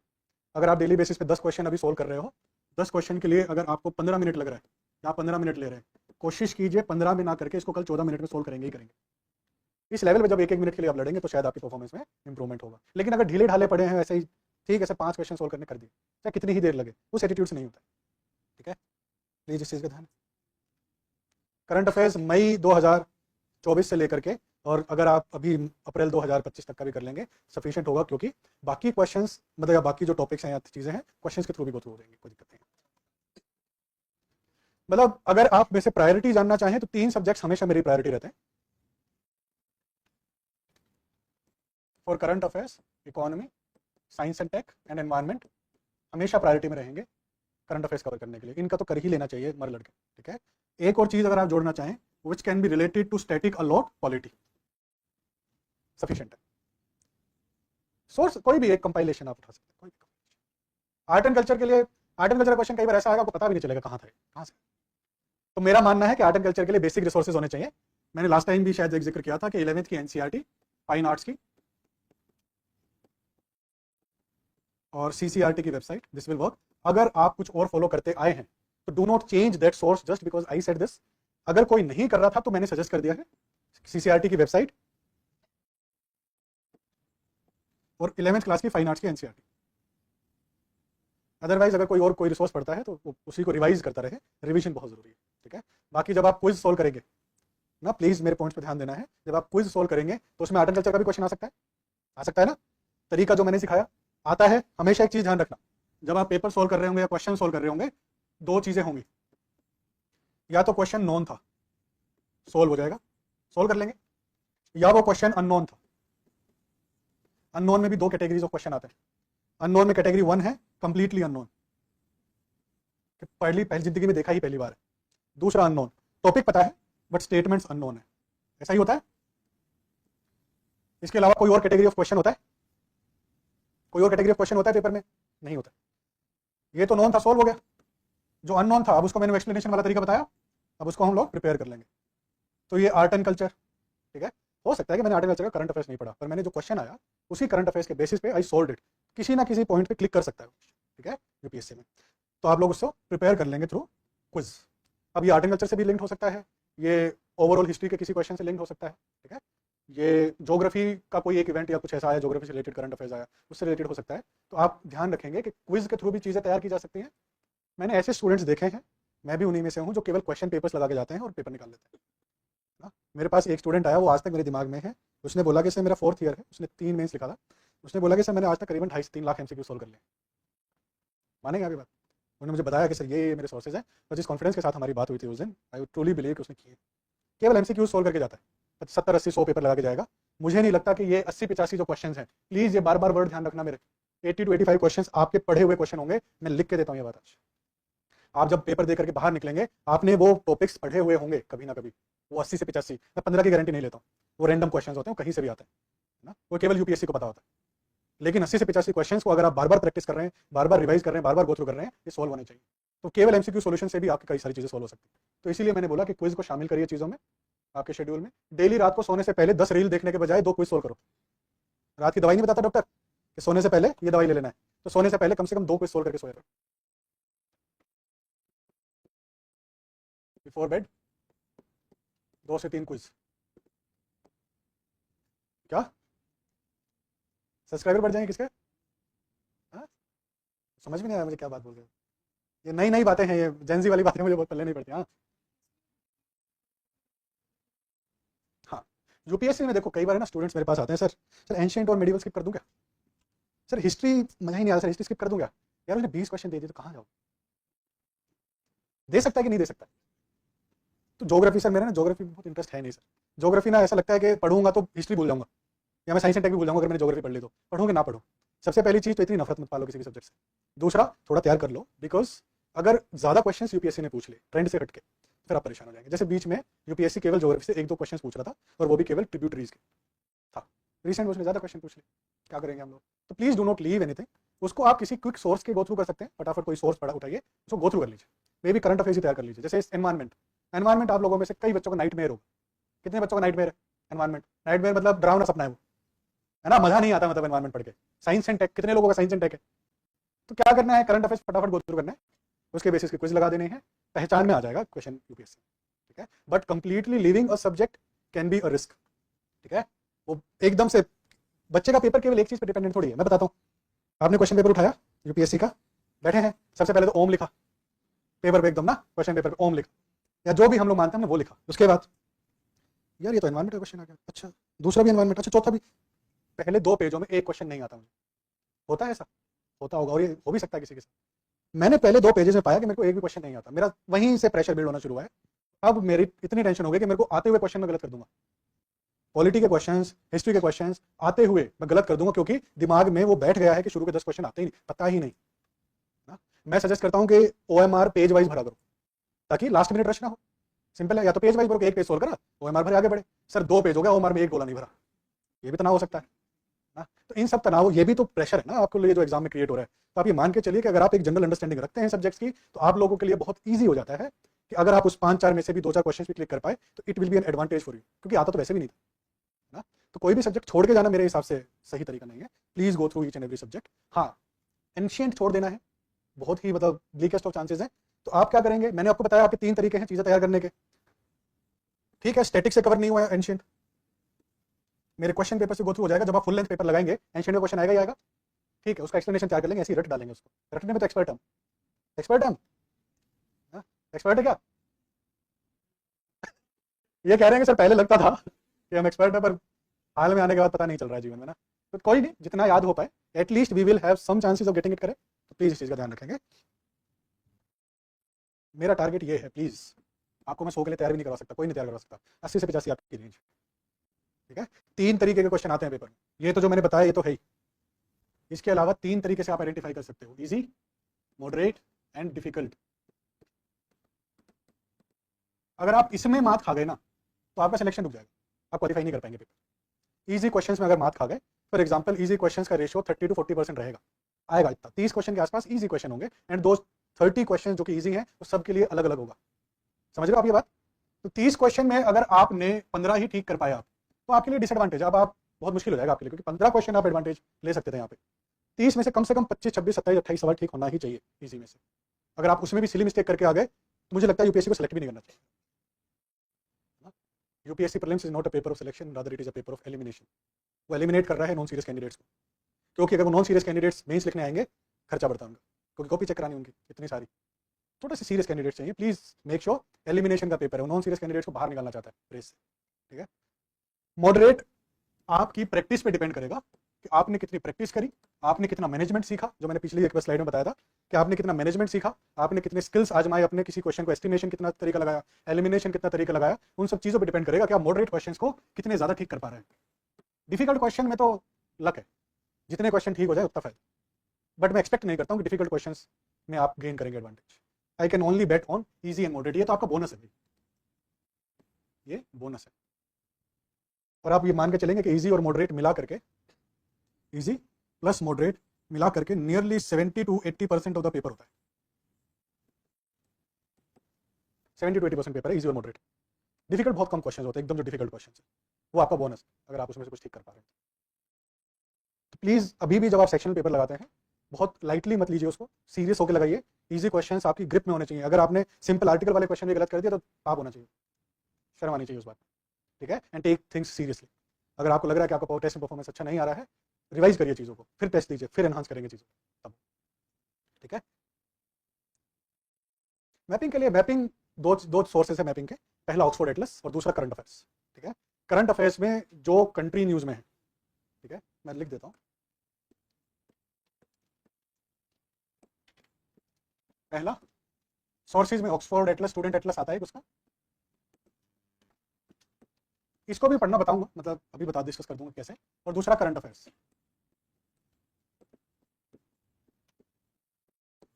ऑक्सफोर्ड एटलस पे भी उतना ध्यान दीजिए जितना करंट अफेयर्स में रिफ्लेक्ट हो रहा है। For example USA is in news, है ना, यूएसए बहुत न्यूज में है, डिपोर्टेशन है ना, election, birth right, citizenship etcetera बहुत ही न्यूज में है। फिर वो Dunki root, Panama canal, Mexico, तो आपको नहीं लगता कि ये इस बार न्यूज में रहेगा? गल्फ ऑफ मैक्सिको रिनेम करना, गल्फ ऑफ मैक्सिको को, ठीक है। तो ये न्यूज में है, अब आपको इसकी मैपिंग तैयार करनी पड़ेगी, ठीक है। कौन से सीरीज आसपास में है, पनामा किसको किसको कनेक्ट करता है, major mountain range of USA, major river of USA, great lakes of USA, आपको इसका ध्यान जाना चाहिए आपको इस पर, ठीक है। अगर मैं केवल और केवल बिना इसके ऑक्सफोर्ड एटलस को देखने लगूंगा ना तो परेशान हो जाएंगे, क्योंकि उसमें बेइंतहा इन्फॉर्मेशन।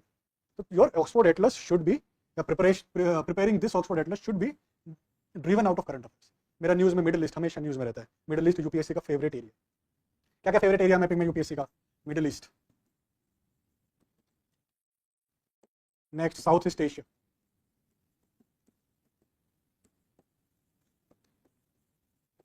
आजकल ओशिनिया न्यूज में दिमाग चला रहा है। इसके बाद मेडिटेरेनियन रीजन,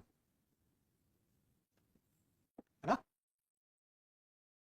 इस बार हो सकता है कि यूएस, मैक्सिको, कनाडा, यानी कि नॉर्थ अमेरिका या अमेरिकन कॉन्टिनेंट्स, ये कुछ फेवरेट एरियाज है यूपीएससी के, ठीक है।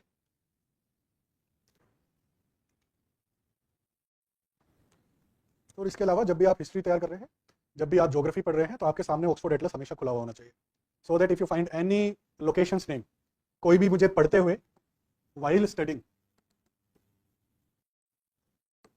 मेरे को कोई भी प्लेस दिखी, कोई भी रीजन दिखा, कोई भी एरिया दिखा, लोकेशन कुछ भी दिखा, I will directly go and have a look at it in the Oxford Atlas. मैं डायरेक्ट देखूंगा और मेरी निगाह उस पर रहनी चाहिए, ताकि एकदम से पिक्चर बन जाए दिमाग में कहाँ पे, ठीक है। प्लीज इस चीज़ का ध्यान रखें।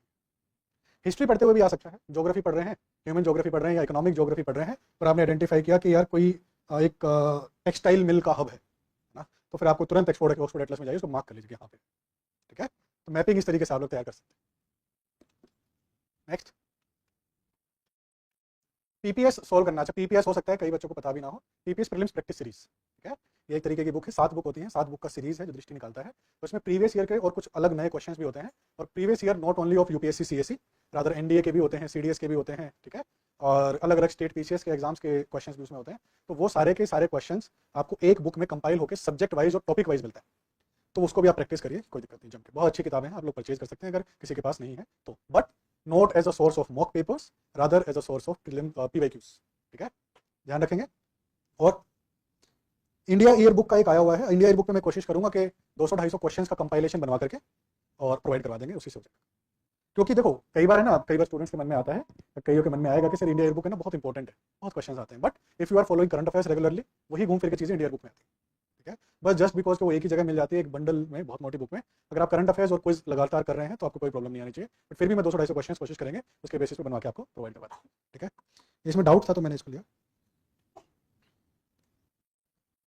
डेली टारगेट्स कंप्लीट नहीं हो रहे हैं सर, क्योंकि सर पढ़ना जनवरी में शुरू करा है हमने, ऐसा है। अगर आपने हाल ही में पढ़ना शुरू करा है तो आपको टारगेट्स पूरे करने में थोड़ी दिक्कत आएगी, आनी भी चाहिए, बिकॉज टारगेट्स बड़े हैं। लेकिन धीरे धीरे अगर आप इंटेंसिवली लगे हुए हैं, एफर्ट्स डाल रहे हैं, टाइम इन्वेस्ट कर रहे हैं अपना, बाकी सारी चीज़ों से परे हो जा रहे हैं जो कि टाइम आपका खराब करती हैं, तो आपके टारगेट्स पूरा होने शुरू भी होंगे और खत्म भी होंगे। इसके अलावा शेड्यूल को मैनेज करने के लिए मैंने फर्स्ट क्लास में डिस्कस किया था कि शेड्यूल को मैनेज किस तरीके से किया जाता है। फॉर एग्जाम्पल 2 सब्जेक्ट चल रहे हैं, उन 2 में से आपका कोई एक सब्जेक्ट बेटर प्रिपेयर्ड है तो उसको पढ़ने में मत दीजिए। अभी मैं कोई ऐसा सब्जेक्ट उठा लूंगा जो मेरा कम प्रिपेयर्ड है उसके बजाय। बाकी जो अभी जैसे मान लेते हैं हिस्ट्री और ज्योग्राफी चल रहा है, ज्योग्राफी मेरा प्रिपेयर्ड है, बेटर प्रिपेयर्ड, कोई दिक्कत नहीं है इसमें, तो मैं इसके तो क्वेश्चन पेपर सोल्व करता रहूंगा, बस समझ रहे हो। मैं इसके तो क्वेश्चन पेपर सोल्व कर लूंगा, 3-4 मार्केट से पेपर उठाऊंगा, सोल्व कर लूंगा, और वही तरीका कौन सा, नॉन आता है सोल्व हो जाएगा, और नहीं आता है तो तैयार कर लेंगे, कुछ और तैयार हो जाएगा ज्योग्राफी, बट इसके हिसाब से या इसके बट में मैं कुछ और ले आऊंगा, मैं एनवायरमेंट उठा लाऊंगा जो मेरा कम तैयार था। इस तरीके से शेड्यूल बैलेंस किया जाता है, ठीक है। Just because schedule can not be prepared separately for 5000 students, लेकिन किसी तरीके से मैनेज कैसे करना है वो मैंने बताया, कैसे कैसे मैनेज कर सकते हैं। सबके लिए अलग अलग शेड्यूल बनाना बहुत डिफिकल्ट टास्क है, लेकिन एक कॉमन शेड्यूल बनाना बहुत जरूरी भी होता है हमारे लिए, बट उसी में अल्टरेशन आप अपनी प्रिपरेशन के हिसाब से कर सकते हैं। किसी और का कोई क्वेश्चन अभी? रिवीजन 2 बार रिवीजन करा देंगे। एक मेरा पॉइंट और था आज की क्लास के लिए, affective time management. Affective time management मतलब जितनी भी सारी बातें हुई हैं उसी में मैंने डिस्कस भी किया है कि आप लोग टाइम को कैसे इफेक्टिवली मैनेज कर सकते हैं। मैंने अभी बीच में कुछ कुछ बातें ऐसी बोली थी ना जो मैं बोला था, मैंने किसी बाद में बताऊंगा, याद है आप लोगों को या नहीं ध्यान दिया? बताइए फिर कौन सी बात थी जो मैंने बोला था बाद में बताऊंगा।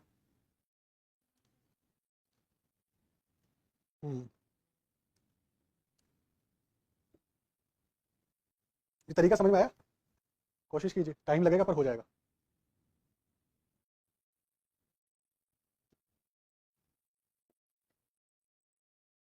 कोई नेक्स्ट क्लास में उठाएंगे। इसके अलावा किसी का कोई डाउट? रैप अप करें? टाइम क्या हो गया? 8:30 हो गए। चलो बहुत बहुत शुक्रिया, ठीक है, आज के लिए खत्म करते हैं। 2 बातें सुन के जाइए, 2 बातें सुन के जाइए। 2 बातें हो सकती हैं, याद है गाना? सुना है? सुना है आप लोगों ने गाना? 2 बातें हो सकती हैं, सनम तेरे इजहार की, ऐसा कुछ है। वाह वाह वाह वाह, ठीक है, ध्यान दे। अब मेरी बातों पे ध्यान दीजिए, सनम की बातों पे नहीं, मेरी बातों पे ध्यान ये देना है। प्लीज रिक्वेस्ट है सभी से, पढ़ना शुरू कर लीजिए, पीक टाइम अभी। अगर किसी को लग रहा है कि कोई आएगा, मुहूर्त निकालेगा, हवन करेगा, तब पढ़ना शुरू करेंगे, आप भ्रम में हैं। वरना यूपीएससी बहुत अच्छे से जानता है सिखाना कि आपने तैयारी नहीं करी थी पूरा साल। या तो वो ये रियलाइज करवाए यूपीएससी के क्वेश्चन पेपर के थ्रू, या हम लोग हर दूसरे दिन रियलाइज कर लेते हैं खुद क्वेश्चन पेपर्स प्रैक्टिस करके that where we are standing right now, और उसमें इंप्रूवमेंट्स करें। प्लीज पढ़िए, it is a humble request. जितना आप लोग पढ़ेंगे उतना ही आप लोगों की कामयाबी में चीजें आसान होंगी, ठीक है। चलिए, थैंक यू वेरी मच।